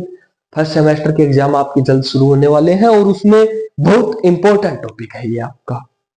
मिलते हैं नेक्स्ट क्लास में एक और टॉपिक के साथ। नेक्स्ट टॉपिक होना चाहिए अपना वान डेर वाल समीकरण। तब तक के लिए आप सबका बहुत बहुत धन्यवाद। इवनिंग स्टूडेंट, एक बार फिर से स्वागत है आपका केमिस्ट्री की इस क्लास में। और हमारा जो यूनिट चल रहा है गैसीय अवस्था, हम उस यूनिट को आज आगे बढ़ाते हैं और हमारा नया टॉपिक है आज का वान डेर वाल समीकरण। अगर मैं वान डेर वाल समीकरण की बात करूं तो कल हम जब पढ़ रहे थे कि वान डेर वाल समीकरण आएगी, यानी आपको मैंने ये बताया था कि आदर्श गैस व्यवहार से अगर कोई भी गैस विचलन प्रदर्शित कर रही है तो उस विचलन को नेग्लेक्ट करने के लिए या उस विचलन को समझाने के लिए, उस विचलन को दूर करने के लिए वान डेर वाल ने कुछ संशोधन किए और उस संशोधन के बाद में एक नई समीकरण दी जिसको हम वान डेर वाल समीकरण के नाम से जानते हैं। तो देखिए क्या है वो वान डेर वाल समीकरण और क्या है वो संशोधन जो वान डेर वाल्स ने किए, उनके बारे में आज अपने पढ़ते हैं। तो बेसिकली सबसे पहले अगर मैं बात करूं तो वान डेर वाल समीकरण है क्या, तो हम जानते हैं कि PV इक्वल्स टू nRT आदर्श गैस समीकरण होती है, यानी कि वह गैस जो PV इक्वल्स टू nRT समीकरण का पालन करती है वो आदर्श गैस कहलाती है। अगर उस गैस की, अगर कोई भी गैस की अगर मैं बात करूं, अगर उस समीकरण का जो पालन कर रही है तो वो आदर्श गैस होगी। लेकिन वास्तव में ऐसी कोई गैस होती नहीं है जो शून्य दाब के अलावा उस समीकरण का पालन करे। यानी कि सर ये तो डबल बात हो गई ना, कि ऐसे कैसे हो सकता है कि कोई गैस आदर्श गैस होती नहीं है और आप बोल रहे हो कि जो समीकरण का पालन करती है वो होती है। हाँ होता है ना, जो समीकरण का पालन करती है वो आदर्श गैस होती है, लेकिन ऐसा पॉसिबल तभी है जब 0 डिग्री और 0 एटमॉस्फेयर दाब हो। अगर दाब बढ़ा दिया जाए किसी गैस का तो वो आदर्श व्यवहार से विचलन प्रदर्शित कर देती है। तो उसके लिए फिर वो गैस आदर्श नहीं होती तो क्या बन जाती है, वास्तविक गैस। तो सर वो वास्तविक गैस क्यों बन जाती है, फिर जो विचलन है वो क्या है, इन सबको समझाने के लिए, इन सबको एक्सप्लेन करने के लिए वान डेर वाल्स ने एक समीकरण दी थी जिसको हम वान डेर वाल समीकरण कहते हैं। वो समीकरण क्या है, तो सबसे पहले अपने थोड़ी थ्योरी लिख देंगे इसके बारे में कि वान डेर वाल्स ने वास्तविक गैसों के आदर्श आचरण से विचलन के कारणों को ध्यान में रखते हुए, यानी कि कोई भी गैस है वो आदर्श गैस क्यों नहीं है, उन कारणों को ध्यान में रखते हुए आदर्श गैस समीकरण PV is equal to nRT में दाब व आयतन में। अरे दाब और आयतन, कोई भी गैस होगी तो उसका कुछ ना कुछ दाब होगा, प्रेशर होगा, कोई भी गैस होगी तो उसका कुछ ना कुछ आयतन होगा। उसमें कुछ संशोधन किया और संशोधन करके एक नई समीकरण बनाई जिसे वान डर वाल समीकरण कहते हैं। अब वो संशोधन क्या है वो पढ़ेंगे, उसके बाद में हम पढ़ेंगे कि वान डर वाल समीकरण कैसे आई। तो बेसिकली सबसे पहले तो ये जो है ना, ये वान डर वाल समीकरण है। अब ये आई कैसे वो हम पढ़ेंगे। ये समीकरण वान डर वाल समीकरण है जहां पर ए और बी क्या है, कांस्टेंट है, और ये निर्भर किस पे करते हैं, ये गैस के कणों के आकार पे निर्भर किस पे करते हैं, गैस के कणों के आकार पे ए और बी है वो निर्भर करते हैं गैस के कणों के आकार पे। किस प्रकार करते हैं वो मैं आपको बताता हूं। तो सबसे पहले पढ़ते हैं आयतन में संशोधन। आयतन में संशोधन का मतलब यह है कि किसी भी गैस का कोई आयतन है, मान लीजिए कोई भी गैस है, ठीक है, एक गैस है, उसके आयतन में संशोधन से मतलब मेरा यह है कि उस गैस का आयतन मैं आपको बता देता हूं कि कोई गैस है, उस गैस का आयतन V है, ठीक है, आयतन V है। लेकिन जब तक वो गैस आदर्श गैस है ना, तब तक तो उस गैस के कणों का आयतन, अब ये तो आपको पता ही है कि कोई गैस होगी तो उसमें कण होंगे, ये तो पता ही है आपको। अब वो आयतन क्या होता है फिर, आयतन वो स्थान होता है जहां पर वो गैस विचरण कर रही है। समझ गए मेरी बात को, आयतन वह स्थान होता है जहां पर वो गैस क्या कर रही है, विचरण कर रही है। अब कोई गैस जब तक आदर्श गैस है ना, तब तक तो वो आयतन V रहेगा, यानी कि इस पूरे V आयतन में वो गैस विचरण करती रहेगी। लेकिन जैसे ही वो आदर्श व्यवहार से विचलन प्रदर्शित करेगी, जैसे ही डेविएशन आएगा, वैसे ही क्या हो जाएगा, अरे हो कुछ नहीं जाता। जब तक कोई गैस आदर्श गैस है ना, तब तक उसके कणों का आकार बहुत छोटा है, और जैसे ही वो कणों का आकार बड़ा है, किसी गैस के मान लीजिए कणों का आकार बड़ा है, तो ये मुझे बताइए कि क्या कणों का खुद का कुछ आयतन नहीं होगा क्या? गैस के कण है वो गोलाकार होते हैं, क्या उनका खुद का कोई आयतन नहीं होगा क्या? ये समझने वाली बात है कि कोई गैस है, मान लीजिए ये कोई पात्र है, ठीक है, इस पात्र में मैंने कोई गैस भर रखी है, अब इसका आयतन है 2, कोई भी इकाई मान लीजिए, ठीक है, 2 लीटर आयतन है इसका, है 2 लीटर आयतन है। अब मेरे को एक बात बताइए कि इसमें भरी हुई जो गैस है उसके कणों का आयतन भी तो होगा, उस गैस के किसी एक कण का कुछ खुद का तो कुछ तो आयतन ही होगा। हाँ बिल्कुल, तो फिर इसका आयतन 2 पूरा कैसे हो सकता है गैस का, क्योंकि वो खुद भी तो कुछ स्थान घेर रहे हैं कण, यानी कि कुल आयतन उस गैस का, वह आयतन जिस आयतन में वो गैस विचरण कर रही है, वह आयतन V ना होकर के उसमें से कुछ कम होगा। कम कितना होगा, कम उतना होगा जितने गैस के कण आयतन को घेर रहे हैं। अब वो कितने आयतन को घेर रहे हैं उसके लिए मैं आपको बताता हूं कि मान लीजिए पात्र में n कण है गैस के, ठीक है, पात्र में n कण है गैस के, और उसका आयतन कितना है एक कण का, B। एक कण का आयतन कितना है, B। गैस के किसी कण का आयतन B है। अगर B गैस के एक कण का आयतन है और उस गैस के n कण है, तो उस पात्र में टोटल उस गैस के कणों का आयतन कितना हो जाएगा, NB हो जाएगा। समझ में आई बात, तरीकी है, समझो। यानी कि आयतन वह क्षेत्र है किसी भी गैस के लिए जहां वो विचरण कर रही है, समझ गए, क्योंकि गैस को कितने बड़े पात्र में डाल दो वो पूरे आयतन को घेर लेती है, तो वह आयतन वह चीज है जहां पर वो विचरण कर रही है। लेकिन जब तक वो आदर्श गैस है तब तक तो वो पूरा का पूरा उसका वॉल्यूम भी ही होगा, क्योंकि उसके जो गैस के कण है ना, वो कण खुद का जो आयतन है वो नगण्य मान लिया जाता है कि गैस के कणों का खुद का आयतन इतना है कि वो नगण्य है। लेकिन जैसे ही आदर्श व्यवहार से विचलन होगा, जैसे ही दाब बढ़ेगा तो गैस के कण पास आएंगे तो एक दो तीन चार कण मिलकर आपस में एक बड़ा कण बना लेंगे, गैस के कणों का आकार बढ़ जाएगा। अब जैसे ही वो गैस वास्तविक गैस बनी, जैसे ही आदर्श व्यवहार से विचलन प्रदर्शित करी, तो उसी वक्त उस गैस के खुद के कण का भी कुछ न कुछ आयतन होगा। वो आयतन कितना होगा, वो आयतन B होगा। और जितने कण होंगे, यानी कि मान लीजिए किसी भी गैस के n कण है, तो n कण है तो वो कुल आयतन उस गैस का NB। गैस के कणों का कुल आयतन Nb, और वह विचरण कितने में कर रही है? V में। तो गैस का आयतन V माइनस Nb, यही तो बताना है। इस आयतन को कहते हैं अपवर्जित आयतन। यहां पर देखिए Vi is equals to V minus Nb। जहां पे V क्या है? V तो वह क्षेत्र है जहां पे गैस विचरण कर रही है, वह आयतन जहां पर कोई भी गैस विचरण कर रही है। लेकिन Nb माइनस कर दो। Nb क्या कर दे? माइनस। अरे सर Nb वह माइनस कर दो जो उस गैस के कणों का खुद का आयतन है। तो ये Vi क्या आ गया? ये Vi अपवर्जित आयतन आ गया, यानी कि वह क्षेत्र, वह अपवर्जित क्षेत्र जिसमें वास्तविक गैस विचरण कर सकती है।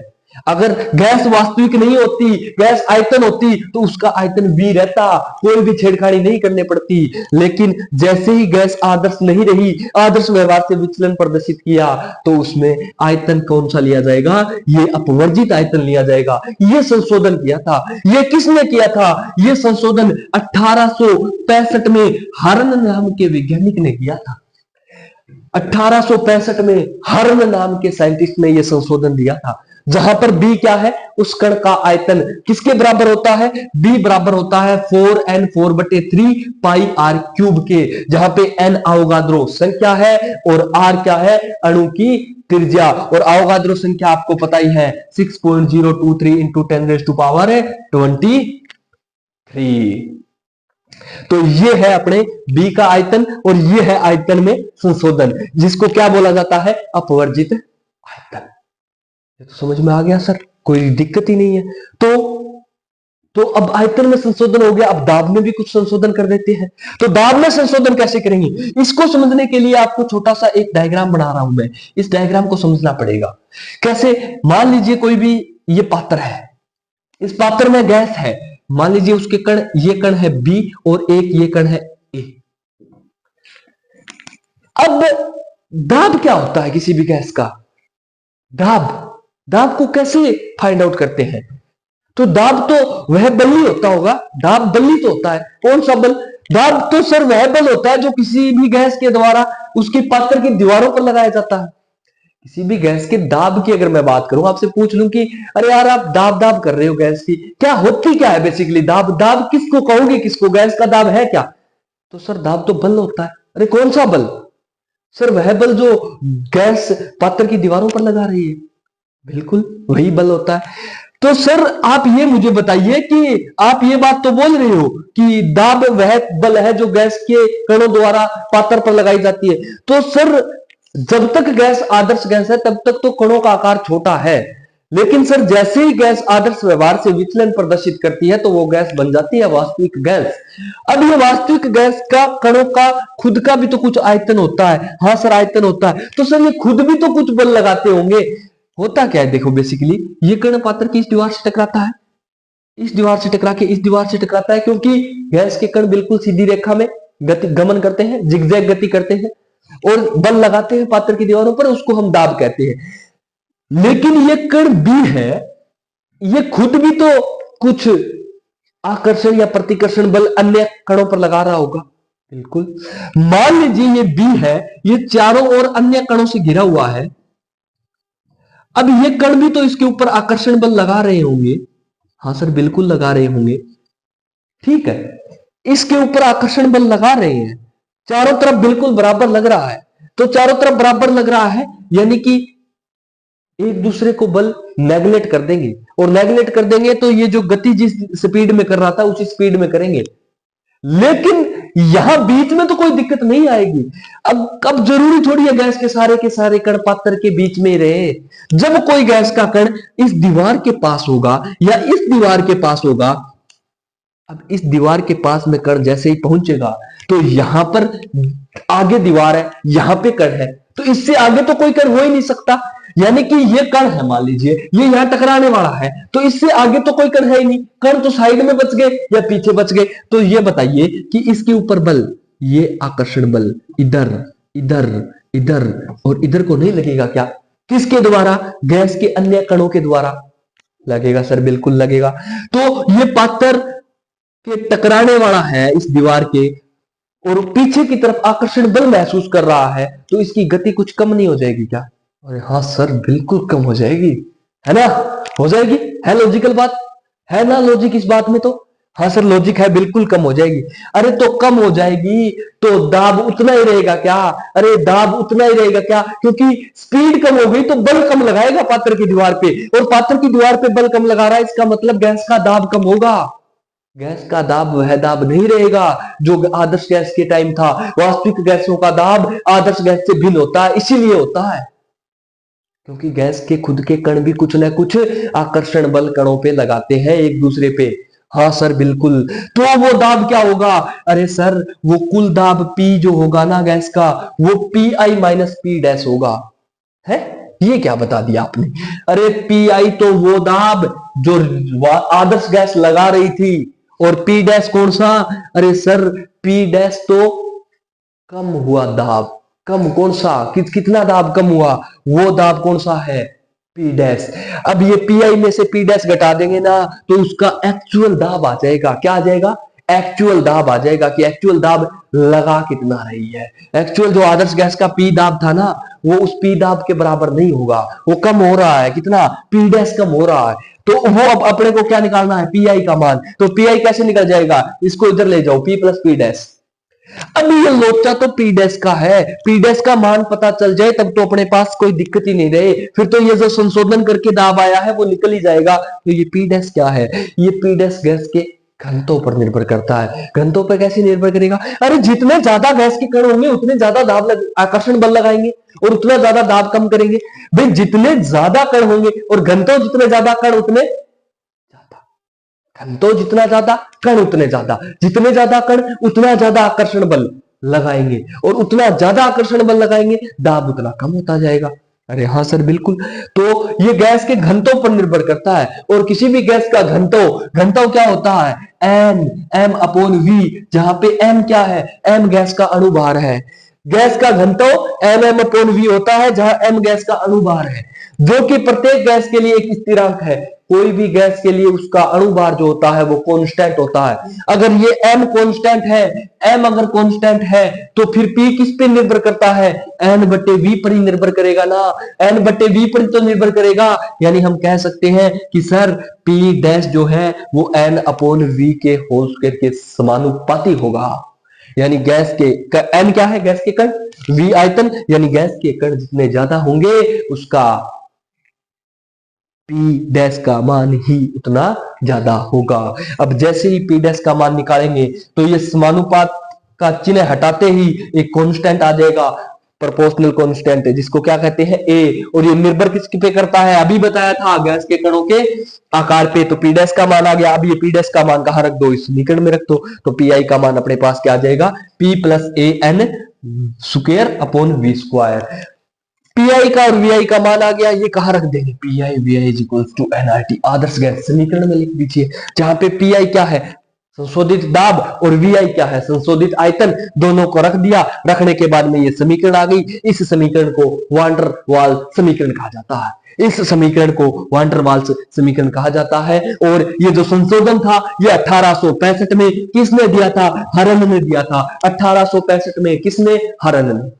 तो ये था आपका वांडरवाल समीकरण। काफी इंपॉर्टेंट टॉपिक है, बहुत बार पूछा जा चुका है कि वांडरवाल समीकरण को समझाइए, या किसी भी गैस के दाब व आयतन में वांडरवाल के द्वारा किए गए दाब व आयतन संशोधन को समझाइए। बहुत बार ये क्वेश्चन आपके फर्स्ट सेम में पूछा जाता है। तो ये है आपका वांडरवाल इक्वेशन। आई होप आपको अच्छे से समझ में आया होगा। तो वीडियो को देखने के बाद में अपने जो कीमती रिएक्शंस होते हैं, जो आपको समझ में आता है या कुछ समझ में नहीं आता, या सब्जेक्ट से रिलेटेड कोई और दिक्कत है, या क्लासेस से रिलेटेड कोई इश्यू है, तो वो आप कमेंट बॉक्स में जरूर लिखें, ताकि मुझे भी पता चले कि कोई समस्या है या कोई तरीका पढ़ाने का चेंज करना है। जो भी है आप कमेंट सेक्शन में जरूर छोड़ के जाए। मिलते हैं कल एक और नए टॉपिक के साथ। तब तक के लिए आप सबका बहुत बहुत धन्यवाद। गुड इवनिंग स्टूडेंट, एक बार फिर से स्वागत है आपका केमिस्ट्री की इस क्लास में। और आज का हमारा टॉपिक है क्रांतिक घटनाएं, क्रिटिकल फिनोमिना। क्या होती है क्रांतिक घटनाएं? कब होती है क्रांतिक घटनाएं? क्या इसके बारे में हम पढ़ेंगे। क्रिटिकल फॉर्मूला फिनोमिना किस प्रकार से होता है, ये आज हम देखेंगे। तो सबसे पहले बात करूं मैं क्रांतिक घटनाओं की, तो क्रांतिक घटना ये टॉपिक है अपना गैस से रिलेटेड। गैसीय अवस्था जो हमारी यूनिट चल रही है बीएससी फर्स्ट सेमेस्टर की, उसी का एक टॉपिक है ये क्रांतिक घटनाएं। पूरा का पूरा थ्योरी से रिलेटेड टॉपिक है और इसमें छोटा सा उपकरण हम काम में लेते हैं, वो उपकरण के बारे में हम पढ़ेंगे और पढ़ेंगे कि क्या है क्रांतिक घटना। तो क्रांतिक घटना में हम तीन मुख्य बातों को ध्यान में रखेंगे, तीन बातों का अध्ययन करेंगे। पहला है क्रांतिक ताप, दूसरा है क्रांतिक दाब और तीसरा है क्रांतिक आयतन। ताप, दाब और आयतन तीनों क्रांतिक, और किसके? गैस के। कौन सी गैस? कोई भी गैस के। क्या होता है क्रांतिक ताप, फिर पढ़ेंगे क्या होता है क्रांतिक दाब, क्या होती है क्रांतिक आयतन और क्या होती है क्रांतिक अवस्था। ये सब पढ़ेंगे आज के इस टॉपिक में। तो चलिए शुरुआत करते हैं सबसे पहले कि सर क्रांतिक घटनाओं से मतलब क्या है। तो इसका मतलब आपको ये क्रांतिक ताप, दाब और आयतन पढ़ते ही समझ में आ जाएगा कि क्रांतिक घटनाएं बेसिकली होती क्या है। होता क्या है कि कोई भी गैस है उसका द्रवण होता है। द्रवण का मतलब है कोई भी गैस गैस अवस्था में है उसको द्रव अवस्था में लाया जाता है, लिक्विफिकेशन करवाया जाता है, तब ऐसी स्थिति उत्पन्न होती है। लिक्विफिकेशन से आप डायरेक्ट ही समझ जाना, क्योंकि एलपीजी लिक्विफाइड पेट्रोलियम गैस, हमारे घरों में जो घरेलू गैस, जो गैस चूल्हा हमारा जलता है उसमें कौन सी गैस होती है? एलपीजी होती है। और एलपीजी का पूरा नाम लिक्विफाइड पेट्रोलियम गैस यानी कि द्रवित पेट्रोलियम गैस, यानी कि पेट्रोलियम गैस जो क्या की हुई है? द्रवित की हुई है, द्रवण उसका हो रखा है। अब कोई भी गैस का द्रवण से मतलब है कि उस गैस को द्रव अवस्था में बदल देना। ऐसा तभी पॉसिबल है जब उस गैस का दाब बढ़ाया जाए, और दाब इतना बढ़ा दिया जाए कि गैस के कण इतने पास पास आ जाए कि वो गैसीय अवस्था से द्रव अवस्था में बदल जाए। इस प्रोसेस को कहते हैं लिक्विफिकेशन, द्रवण। किस प्रकार किया जाता है? दाब बढ़ा करके। तो फिर क्रांतिक ताप, क्रांतिक घटना ये क्या है? चलो देखते हैं। तो सबसे पहले बात करते हैं अपने क्रांतिक ताप की कि किसी भी गैस का क्रांतिक ताप क्या होता है। तो प्रत्येक गैस के लिए ताप की एक अधिकतम सीमा होती है। प्रत्येक गैस के लिए ताप की एक अधिकतम सीमा होती है, जिससे अधिक ताप होने पर, जिससे अधिक ताप होने पर किसी भी गैस को चाहे कितना ही अधिक, किसी भी गैस का दाब, अब ये नाम याद रख लेना, किसी भी गैस का दाब चाहे कितना ही बढ़ा दिया जाए। अभी 2 मिनट पहले ही तो मैं आपको एक बात बता रहा था कि किसी भी गैस का अगर दाब बढ़ा दिया जाए ना, दाब को बढ़ाते रहो बढ़ाते रहो बढ़ाते रहो, इतना ज्यादा दाब कर बढ़ा दो कि उसके कण इतने पास आ जाए कि वो द्रव अवस्था में आ जाए। यानी कि दाब बढ़ा करके किसी भी गैस को क्या किया जा सकता है? द्रवित किया जा सकता है।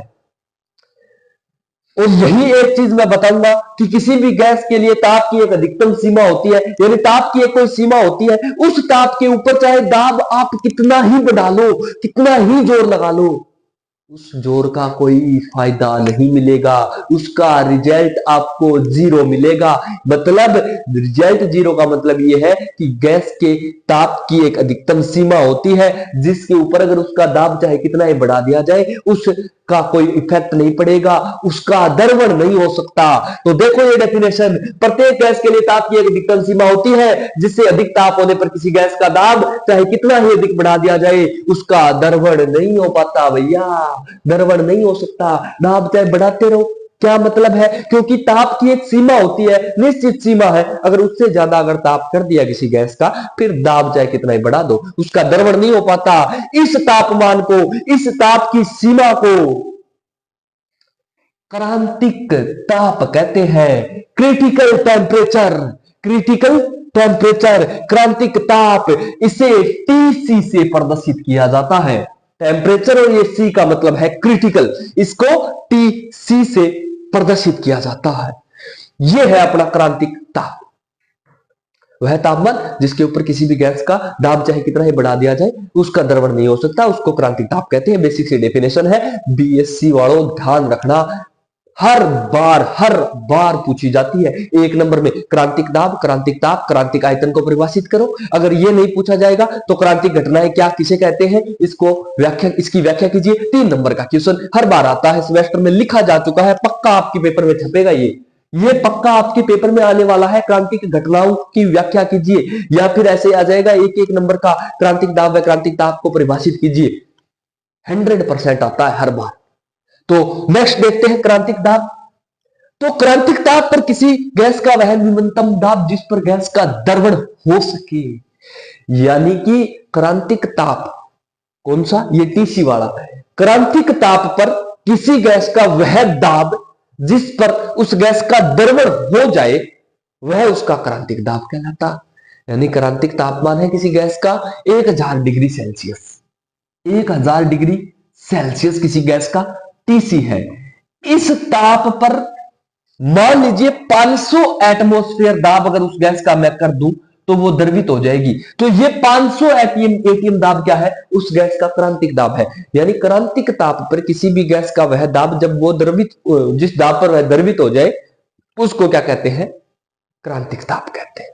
अब ताप और दाब आ गया, अब आयतन बचा। तो आयतन तो ताप और दाब पर निर्भर करेगा, तो यानी इन दोनों को उस परिभाषा में जोड़ना पड़ेगा, साथ में लेना पड़ेगा। कैसे, देखिए किसी गैस के क्रांतिक ताप व दाब पर, यानी क्रांतिक ताप और क्रांतिकी दाब उस गैस के एक मोल का, उस गैस के एक मोल का, ये एक मोल मत भूल जाना, ये एक मोल याद रख लेना, एक मोल का आयतन उस गैस का क्रांतिक आयतन कहलाता है। हाँ ये ध्यान रख लेना भाई, क्रांतिक दाब को पीसी से लिखा जाता है, प्रेशर, सी मतलब क्रिटिकल प्रेशर। क्रांतिक आयतन कहलाता है, इसे वीसी से लिखते हैं। इसको किससे प्रदर्शित किया जाता है भैया, वीसी से प्रदर्शित किया जाता है। वॉल्यूम, कौन सा वॉल्यूम, क्रिटिकल वॉल्यूम, क्रांतिक आयतन। क्रांतिक आयतन आपका है क्रांतिक आयतन। अच्छा तो दाब हो गया, ताप हो गया और आयतन भी हो गया। अरे तो सर फिर क्रांतिक अवस्था, क्रांतिक घटना है क्या? अरे क्रांतिक ताप, क्रांतिक दाब और क्रांतिक आयतन हमने पढ़ लिया, तो ये अवस्था तो अपने आप ही समझ में आ जाएगी। किसी भी गैस का जब द्रवण हो रहा होता, किसी भी गैस का क्या हो रहा होता है, द्रवण, तो गैस द्रव अवस्था में जा रही है, गैस द्रव अवस्था में जा रही है। गैसीय अवस्था और द्रव अवस्था, गैस अवस्था इधर है द्रव अवस्था, इन दोनों के बीच में है ना हम डिफरेंस नहीं कर पाते। कब, जब उस गैस का ताप, दाब और आयतन क्या हो, क्रांतिक हो।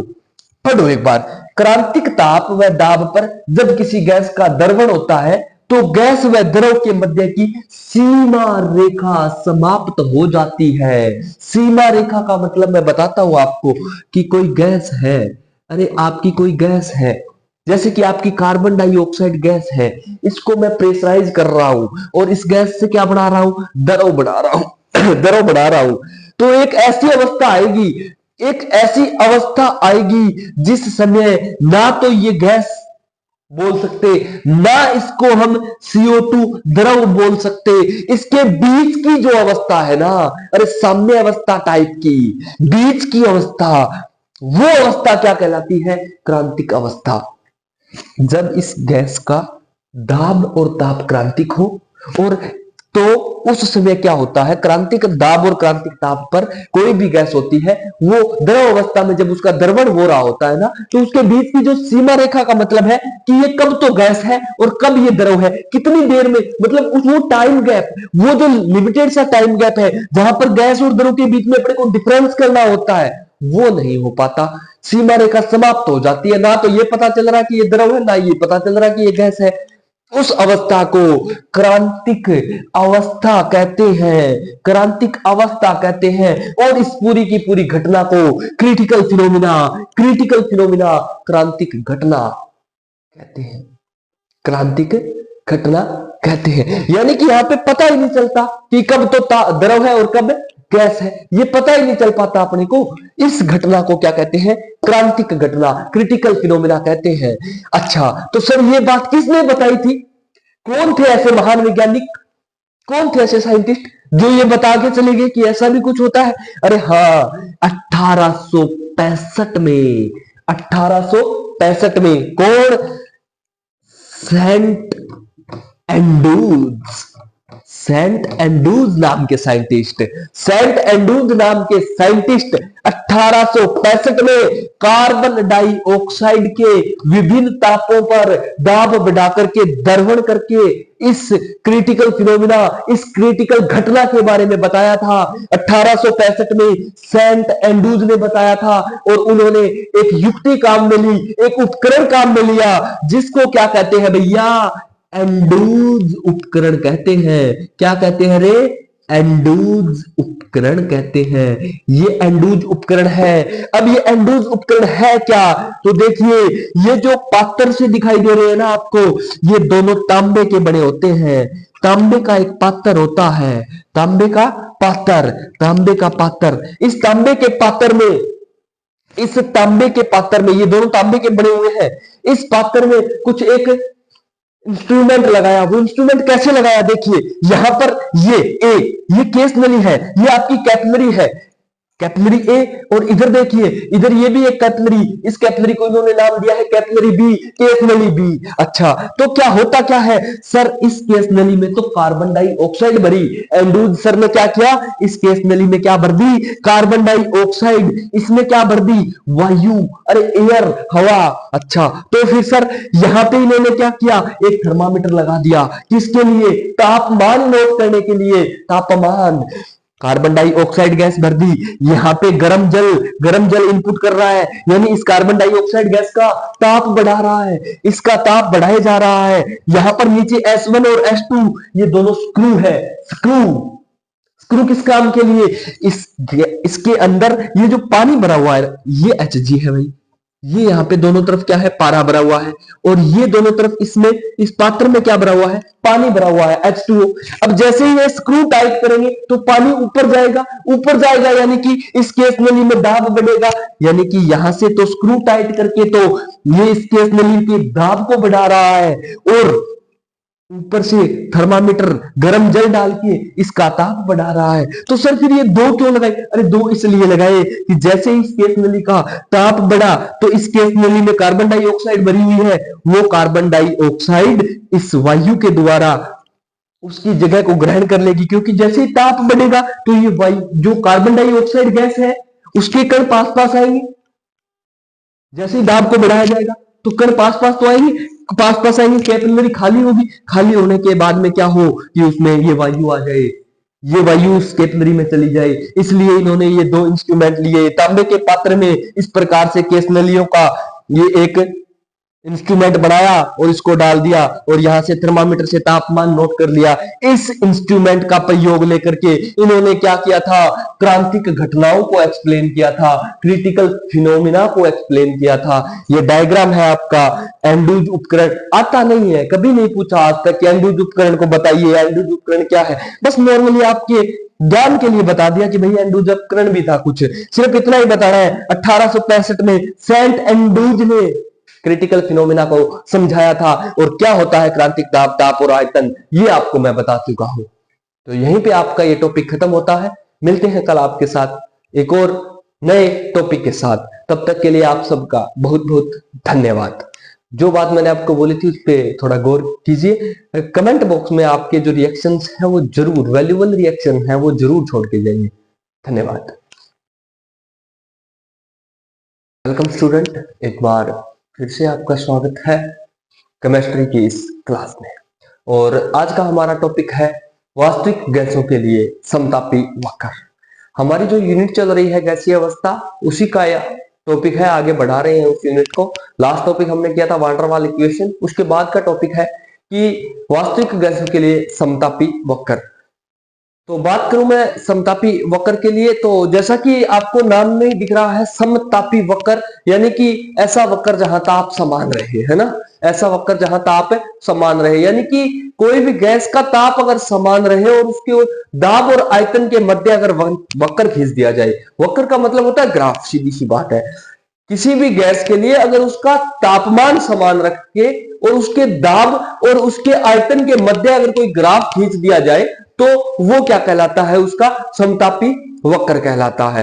तो हमने जब क्रांतिक घटनाएं पढ़ा था, क्रिटिकल फिनोमिना पढ़ा था, तो हमने पढ़ा था कि क्रिटिकल फिनोमिना जो था, वो क्रांतिक घटनाएं जो थी, वो सेंट एंड्रूज नाम के एक साइंटिस्ट थे जिन्होंने 1865 में बताया था, और उन्होंने एक एंड्रूज उपकरण भी काम में लिया था। ठीक है, तो वहां तक अपने कवर कर चुके हैं। अगर आप नए जुड़े हो इस वीडियो पे, इस लेक्चर पे, तो आप वो पीछे वाली प्लेलिस्ट बनी हुई है गैसीय अवस्था, वहां जाकर देख सकते हो।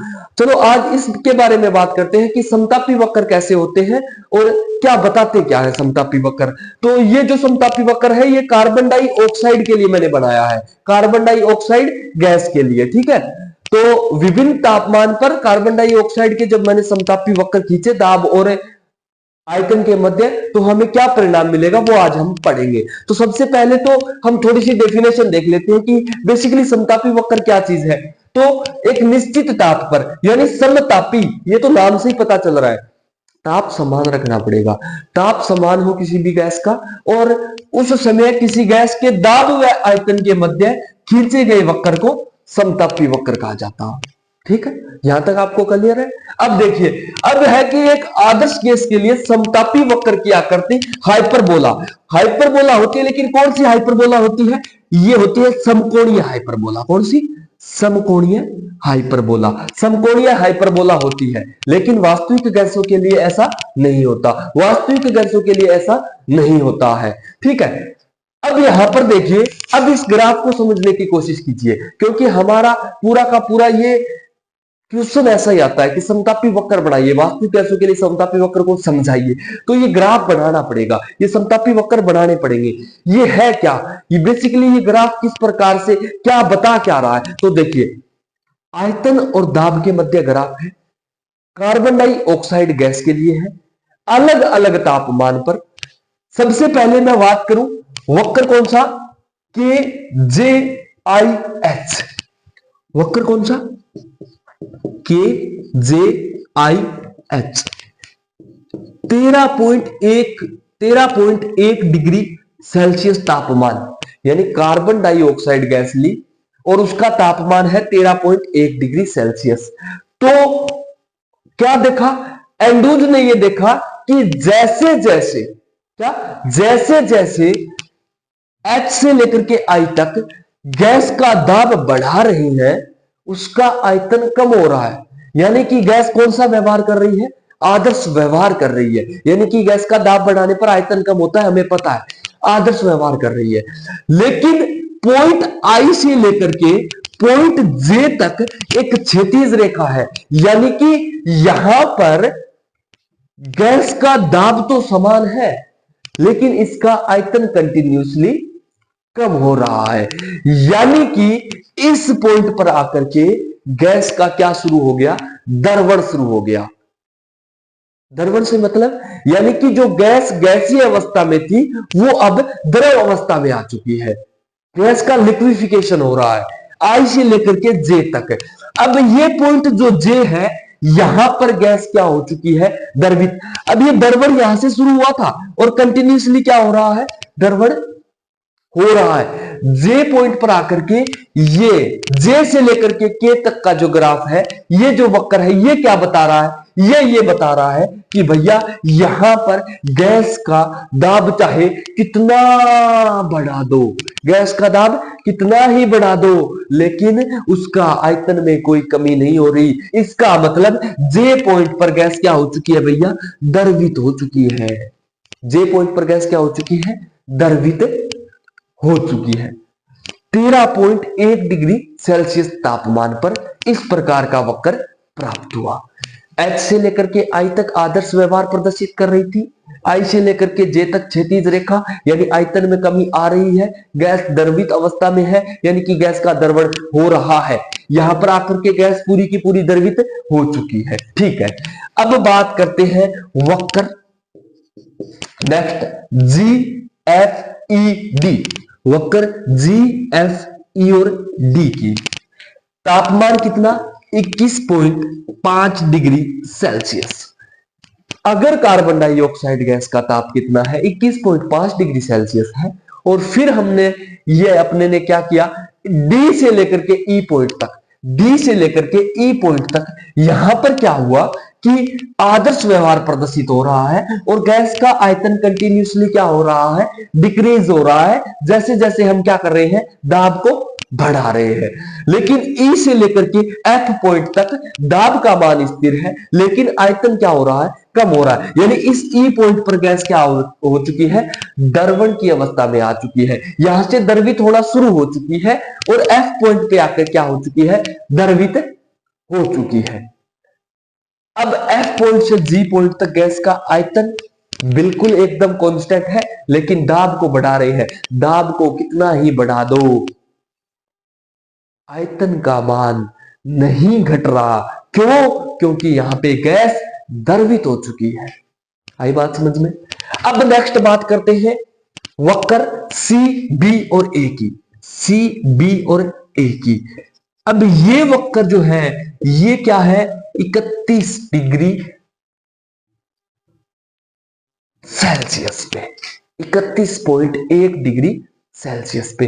यहां पे मैंने लिखा नहीं है 31.1 डिग्री सेल्सियस। ये लिखा इसलिए नहीं था क्योंकि ये है टीसी। क्या है भैया? TC, critical temperature. Critical temperature वह तापमान जिसके ऊपर गैस का दाब कितना ही बढ़ा दो उसको द्रवित नहीं किया जा सकता।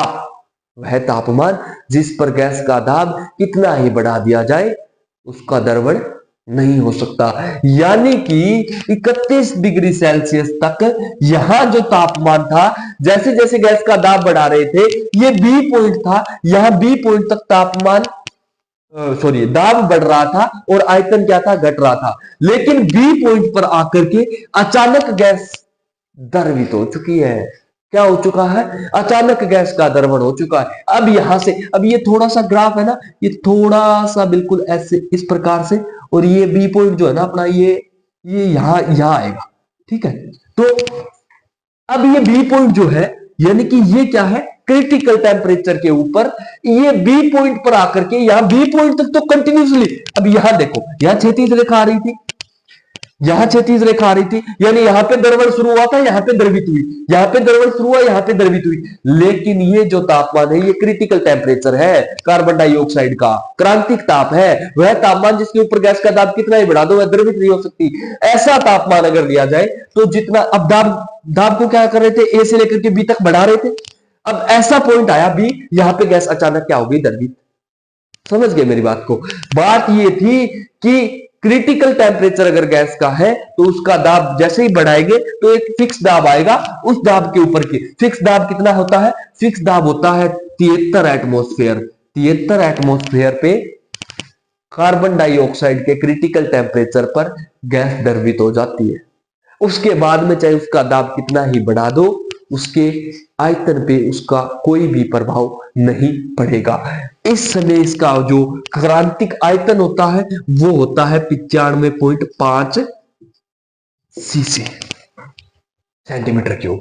ठीक है, अब बात करें हैं कि तो सर ये समतापी वक्र आप समझा क्यों रहे हो? अरे समझा इसलिए रहे हैं कि ये समतापी वक्र अब यहां के बाद में क्या हो गया, समकोणीय, हाइपरबोला, परवलय। इसके बाद में तापमान को कितना ही बढ़ा दिया जाए उसके बाद में क्या आ रहा है, परवलय आकार का क्या आ रहा है, परवलय आकार का वक्र आ रहा है। यानी कि इसके बाद में गैस क्या कर रही है, आदर्श व्यवहार प्रदर्शित कर रही है। लेकिन इस पॉइंट से इस पॉइंट तक वास्तविक व्यवहार, वास्तविक यानी आदर्श व्यवहार से विचलन प्रदर्शित कर रही है। सेम हो रहा है इन दोनों कंडीशन में, लेकिन यहां उसके बाद में ऐसा नहीं हो रहा। ये कहलाते हैं अपने समतापी वक्र। किसके समतापी वक्र? वास्तविक गैसों के। स्टूडेंट एक बार फिर से स्वागत है आपका केमिस्ट्री की इस क्लास में।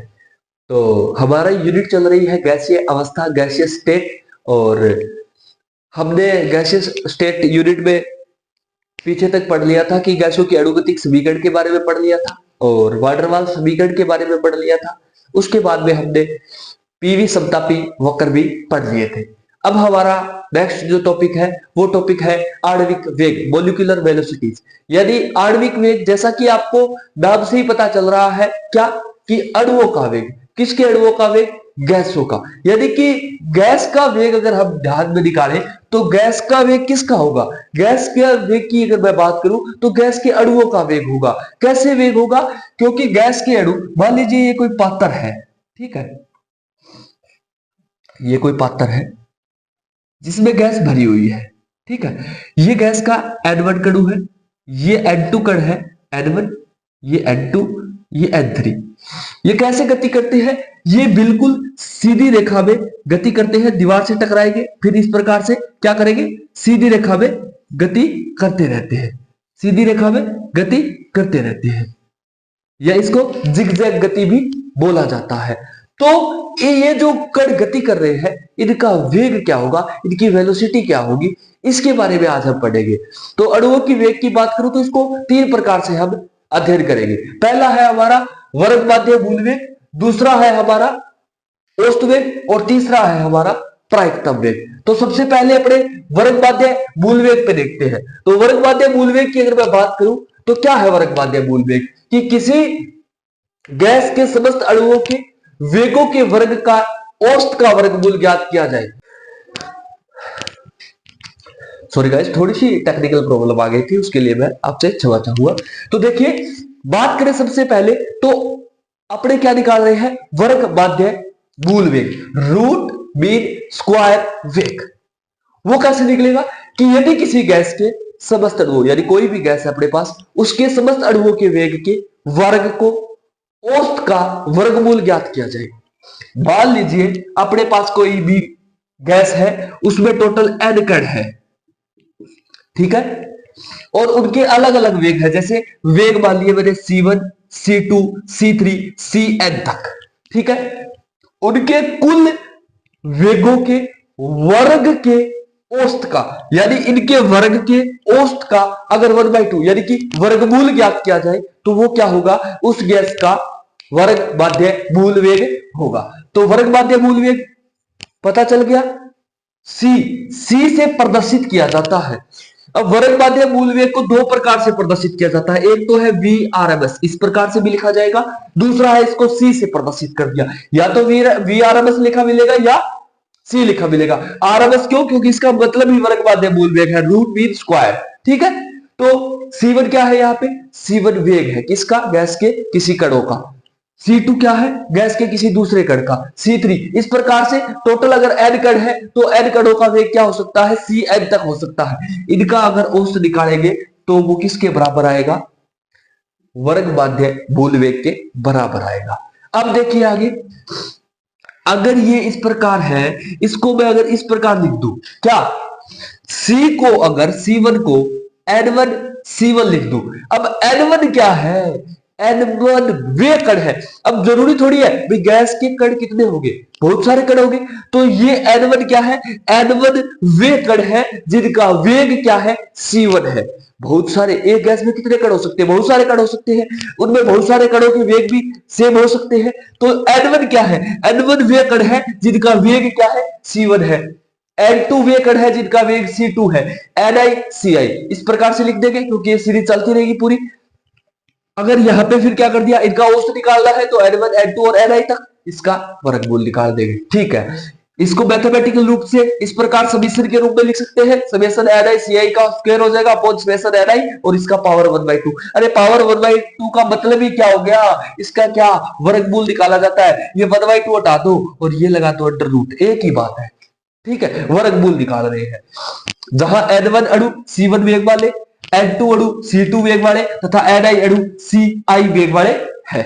यहां तक समझ में आया? अब देखिए, ये जो अपना गैसों की अणुगतिक समीकरण, ये टॉपिक मैंने करवा रखा है, यूनिट की अपने प्लेलिस्ट बनी हुई है चैनल पे, तो आप प्लेलिस्ट पे जाकर के देख लीजिए पीछे के टॉपिक जो भी है। तो गैसों की अणुगतिक समीकरण क्या होती है? सर गैसों की अणुगतिक समीकरण की अगर बात करो आप, तो गैसों की अणुगतिक समीकरण पढ़ चुके हैं भाई आप। क्या होती है? PV is equals to 1/3 MnVRMS square, ये होती है गैसों की अणुगतिक समीकरण। अब ये VRMS क्या है? वर्ग माध्य मूल वेग। अगर इस VRMS को C स्क्वायर भी लिख दूं ना तो हैरानी मत करना, क्योंककि मतलब क्या है? VRMS ही है, क्योंकि VRMS वेग जो है वर्ग माध्य मूल वेग है, इसको C से प्रदर्शित करते हैं। तो 1/3 M N V R M S का इसका स्क्वायर है, इसको 1/3 एम एन सी स्क्वायर लिख दिया। अब इस समीकरण में कुछ नहीं किया, सी स्क्वायर को एक तरफ रख लिया और इसका क्या कर दिया, पक्षांतरण, तो सी स्क्वायर का मान क्या आ गया, 3 pv/mn। अब देखो यहाँ पे जहां एम एन क्या है, एम एन एम है, इसका मतलब क्या हुआ, अरे किसी गैस के एक एन कण का द्रव्यमान m है, अगर इनका गुणा कर दिया जाए, यानी कि गैस के एक कण के द्रव्यमान को उसके सारे कणों से द्रव्यमान से गुणा कर दिया जाए, तो टोटल क्या आ जाएगा, उस पूरी गैस का द्रव्यमान m आ जाएगा। तो यहाँ पे 3 pv/m आ गया। वहीं पे c क्या आ जाएगा, √pv/m। ये क्या आ गया आपका वर्ग माध्य मूल वेग, वर्ग माध्य मूल वेग Vrms। ठीक है, तो ये है आपका Vrms। इसके बाद में अपने पढ़ेंगे औसत वेग को और प्रायिकतम वेग को। जहां तक हम पढ़ चुके थे कि वर्ग माध्य मूल वेग हम पढ़ चुके थे किसी भी गैस के अणुओं का। अब दो वेग बचे हैं, एक तो औसत वेग और एक प्रायिकतम वेग। अब औसत वेग और प्रायिकतम वेग आपको पढ़ाने की जरूरत नहीं है, बिल्कुल भी, आप खुद ही समझ जाओगे।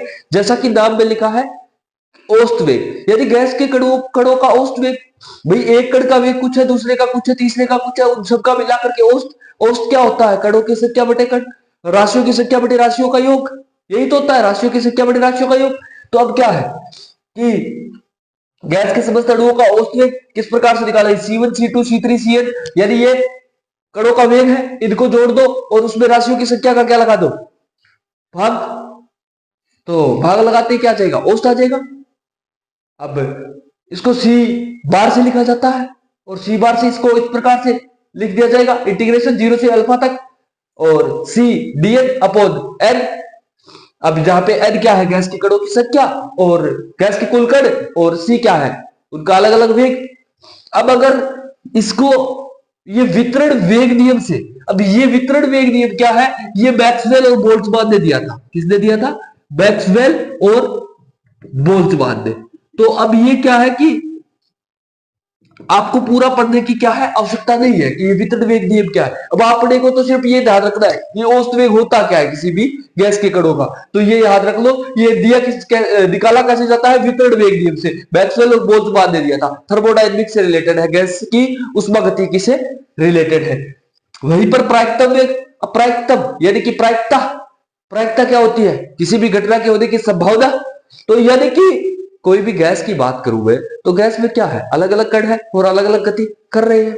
यदि हो सकता है कोई एक कण ऐसा होगा जिसकी गति बिल्कुल ही धीमी होगी, हो सकता है एक कण ऐसा होगा जिसकी गति बहुत ज्यादा तेज होगी, लेकिन ज्यादातर कण ऐसे होंगे जिनकी गति बिल्कुल एक परास में होगी, यानी जिनकी गति लगभग सेम सी होगी। तो वो सेम सी गति, यानी कि अधिकांश अणु अगर गैस के किसी वेग से गति कर रहे हैं तो वो उसका क्या कहलाता है, प्रायिकतम वेग। किसी गैस के अधिकांश अणु जिस वेग से गति करते हैं वह उस गैस का क्या कहलाता है, प्रायिकतम वेग कहलाता है। इसे अल्फा से प्रदर्शित किया जाता है और यह भी वितरण नियम से ही परिकलित किया जाता है। होता क्या है, alpha is equal to 2RTm/, और इसका क्या निकाल दो, अंडर रूट, या एस को इस प्रकार भी लिख सकते हो, किस प्रकार से, 2RT/m, इसकी पावर 1/2। तो ये है आपके मॉलिक्यूलर वेलोसिटी, आणविक वेग, गैस के अणुओं का वेग। तीन प्रकार से था, वर्तमान वर्ग माध्य मूल वेग, औसत वेग और प्रायिकतम वेग।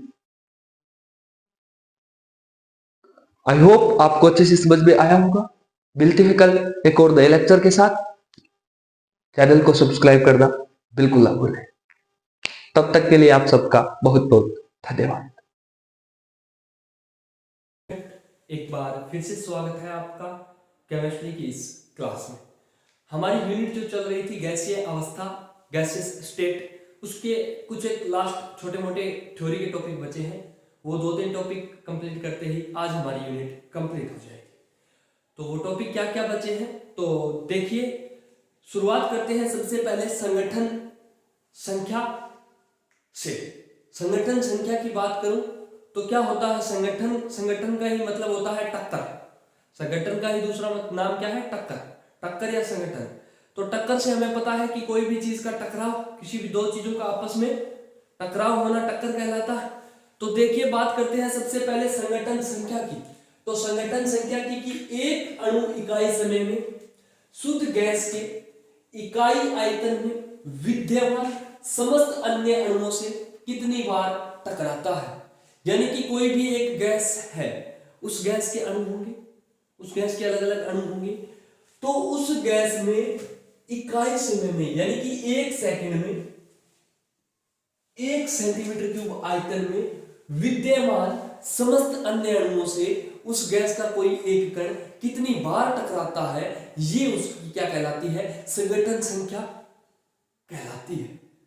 अब संघटन संख्या को Z से रिप्रेजेंट किया जाता है, Z1 से इसको क्या किया जाता है, प्रदर्शित किया जाता है, और इसका फॉर्मूला होता है √2 पाई सिग्मा स्क्वायर C बार रो, जहां पे C औष्णवेग है। औष्णवेग किसका, अणुओं का। औष्णवेग किसका भाई, गैस के अणुओं का, जो हमने कल पढ़ लिया था लास्ट टॉपिक में। जो भी इस क्लास से जुड़े हो, आप पूरी की पूरी इस यूनिट की प्लेलिस्ट बनी हुई है, उस प्लेलिस्ट गैसियस स्टेट पे जाके के इस यूनिट को पढ़ सकते हो पूरा में। अगर रो की बात करूं तो संख्या घनत्व, यानी कि इकाई आयतन में उपस्थित कणों की संख्या कितनी है, वो संख्या घनत्व। और अगर सिग्मा की बात करूं तो संगठन व्यास। अभी इस चीज को आप एक बार छोड़ देना, क्योंकि इसको मैं करवाऊंगा अभी इसी वक्त।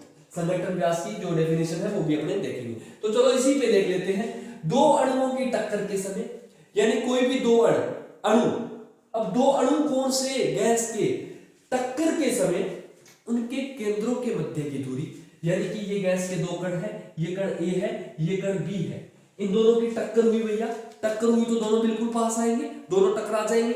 जब टकरा गए तो इसका केंद्र ये था, इसका केंद्र ये था, इन केंद्रों के बीच की ये दूरी है, इसको सिग्मा बोला जाता है। इसको सिग्मा या संगठन व्यास या टक्कर व्यास बोला जाता है। तो ये आपका क्या हो गया, संगठन व्यास हो गया। इसके बाद में टक्कर आवर्ती या संगठन आवर्ती बच गई। वो क्या है कि 1 सेकंड में किसी गैस का एक अणु अन्य कितने अणुओं से टकराता है। 1 सेकंड में किसी गैस का एक अणु अन्य कितने अणुओं से टकराता है, वो उसकी संगठन आवर्ती। तो सर ये तो ये ऊपर वाली बात, अरे नहीं, ये ऊपर वाली बात नहीं है भैया। देखो इसमें क्या है कि शुद्ध गैस के इकाई समय में, इकाई आयतन में, अरे इकाई समय तो ठीक है, लेकिन आयतन इकाई है। जबकि इसमें क्या है, संगठन आवर्ती में, इसमें यह है कि पूरी गैस में उपस्थित अणुओं से कितनी बार 1 सेकंड में टकराएगा, वो क्या कहलाता है, वो उसकी संगठन आवर्ती कहलाती है। अब एक छोटी सी बात बता देता हूं आपको कि द्रवित या संपीड़ित गैस पढ़ेंगे हम, वो द्रवित या संपीड़ित गैस नहीं पढ़ेंगे, सिर्फ बताऊंगा मैं कि द्रवित या संपीड़ित गैस क्या होती है, उसके उपयोग जरूर पढ़ेंगे, क्योंकि बहुत बार पूछा जाता है द्रवित संपीड़ित गैसों के उपयोग। हर बार बीएससी में ये एग्जाम, ये क्वेश्चन आपके पुटअप होता ही रहता है। तो सबसे पहले तो बात करूं मैं अगर द्रवित या संपीड़ित गैस की, कि द्रवित गैस या संपीड़ित गैस होती क्या है, तो सुनिए भाई। कोई भी गैस के लिए हमने पढ़ा था कि सर एक टीसी होता है। टीसी क्या होता है अभी सर, टीसी तो आपने बताया था क्रांतिक ताप होता है। क्रांतिक ताप क्या, कि सर वह तापमान जिसके ऊपर किसी भी गैस का दाब कितना ही बढ़ा दिया जाए उसके द्रवण को नहीं हो सकेगा। यानी कि सर वह तापमान किसी भी गैस का जिसके बाद में उस गैस का दाब चाहे कितना ही बढ़ा दो, वो द्रवित नहीं हो सकती। अरे द्रवित का मतलब ये है कि गैस जो अपनी होती है ना, गैस, वो गैस कौन सी अवस्था में आ जाए, अरे द्रव अवस्था में। सर ऐसे कैसे पॉसिबल है, अरे बिल्कुल पॉसिबल है। घरों में सिलेंडर नहीं पता क्या आपको, अरे घरों में जो अपना गैस चूल्हा क्या होता है, उसमें एलपीजी क्या होता है, एलपीजी। एलपीजी में क्या होता है, liquefied petroleum gas. Petroleum gas होती है कौन सी, लिक्विफाइड यानी द्रवित। यानी कि गैस को इतना ज्यादा प्रेशराइज किया जाता है, इतना ज्यादा दाब लगाया जाता है कि वो द्रव अवस्था में। अरे सबको पता है कि सर गैस वो अवस्था होती है जिसमें कण दूर दूर, सर द्रव अवस्था होती है जिसमें कण पास तो होते हैं लेकिन ठोस के मुकाबले कुछ कम, और ठोस वो अवस्था सर गैस के कण बिल्कुल पास पास, यही होता है। अब ये द्रव अवस्था में अगर दाब लगाएंगे गैस अवस्था में, तो ये कण पास पास आ जाएंगे, और पास पास आकर के कौन सा बन जाएगा, अवस्था धारण कर लेंगे, द्रव अवस्था। तो वो द्रवित गैस कहलाती है। अब ये द्रवित गैस जो है उसके उपयोग क्या क्या है, तो वो उपयोग हमें जरूरी है पढ़ना। वो उपयोग कौन कौन से हैं, तो यहाँ पे देखिए कि विरंजन तथा कीटनाशक उद्देश्यों के लिए, भाई विरंजन और कीटनाशक उद्देश्यों के लिए बहुत लंबे समय तक एक पदार्थ का उपयोग किया जा रहा था, वो था ब्लीचिंग पाउडर। क्या था भाई, ब्लीचिंग पाउडर। उस ब्लीचिंग पाउडर की जगह आजकल द्रव क्लोरीन का उपयोग, जिससे कि कपड़े खराब नहीं होंगे, कपड़ों को बहुत अच्छे तरीके से लिक्विड क्लोरीन के द्वारा धोया जा सकता है। ठीक है सर। द्रव अमोनिया तथा द्रव सल्फर डाइऑक्साइड का उपयोग शीतलन में व्यापक उपयोग, यानी कि कोई भी चीज को ठंडा रखने के लिए द्रव अमोनिया और द्रव सल्फर डाइऑक्साइड का उपयोग किया जाता है। ठीक है सर। सोडा फव्वारों में, अरे सोडा फव्वारों की बात है, अपने ये बोतल नहीं देखते क्या सोडा वाली, जो कार्बोनेटेड सोडा होता है उसकी बोतल नहीं देखते, वो निकालते जो गैस निकलती है, अरे उसमें carbon dioxide, liquid carbon dioxide gas भरी रहती है। ठीक है, ये हो गया इसका तीसरा उपयोग। वेल्डिंग में संपीड़ित O2 का उपयोग, आजकल वेल्डिंग में भी किसका उपयोग किया जाने लगा है? संपीड़ित ऑक्सीजन का उपयोग, यानी कि द्रवित ऑक्सीजन का उपयोग किया जाने लगा है। ठीक है सर। घरेलू गैस चूल्हों में, ये तो बताना ही नहीं चाहिए, ये तो बताना नहीं चाहिए आपको, ये पता होना चाहिए भाई, लिक्विफाइड पेट्रोलियम गैस LPG। ठीक है। उसके बाद में अस्पतालों में जीवन रक्षक उपकरणों में द्रव ऑक्सीजन का उपयोग, अस्पतालों में जो अपने सिलेंडर होते हैं, ऑक्सीजन कंसंट्रेटर होते हैं, वहां पे लिक्विड ऑक्सीजन का उपयोग किया जाता है। ठीक है सर। एक और बच गया, क्या बच गया? अरे रॉकेट व जेट विमानों में, रॉकेट और जेट विमान जो ऊपर स्पेस में भेजे जाते हैं, उनमें भाई वायु तो चाहिए, उनको सांस लेने के लिए ऑक्सीजन तो चाहिए। अरे तो ऑक्सीजन गैस के रूप में नहीं, द्रव के रूप में भेजा जाता है, जिसका उपयोग वो श्वास लेने में करते हैं। तो ये आपका लास्ट टॉपिक था इस गैसीय अवस्था का। बहुत छोटी सी यूनिट है लेकिन बहुत लेंथी यूनिट है, मतलब कि पढ़ने का मैटर है वो बहुत इंपॉर्टेंट है। जो इंपॉर्टेंट था वो आपको मैंने करवा दिया, वो अगर आप अच्छे से क्लियर कर लेते हो तो गारंटेड है आपके एग्जाम में अच्छे ही नंबर आएंगे। तो यहाँ पे अपनी यूनिट समाप्त होती है। मिलते हैं कल एक और नई यूनिट के साथ, तब तक के लिए आप सबका बहुत बहुत धन्यवाद। प्लेलिस्ट बड़ी हुई है, जो नए विद्यार्थी जुड़ रहे हो वो प्लेलिस्ट पर जाकर के वीडियोस अच्छे से देख सकते हो। आपकी एटॉमिक स्ट्रक्चर, कोवलेंट बॉन्ड और आपकी आयोनिक सॉलिड और ये गैसीय स्टेट, 4 यूनिट हो चुकी है, अभी 4 यूनिट कंप्लीट हो चुकी है। तो आप चैनल पे जाइए और प्लेलिस्ट में जाकर के चारों यूनिटों का अच्छे से अध्ययन करिए। हिंदी मीडियम में प्रॉपर कंटेंट जो कि इम्पोर्टेंट है, बिना मतलब कि बकवास करने का कोई मतलब नहीं रहता, शॉर्ट में पढ़ाना ही बेटर समझता हूं मैं, क्योंकि आप कॉलेज के स्टूडेंट हो, स्कूल के स्टूडेंट नहीं। आज के लिए बस इतना।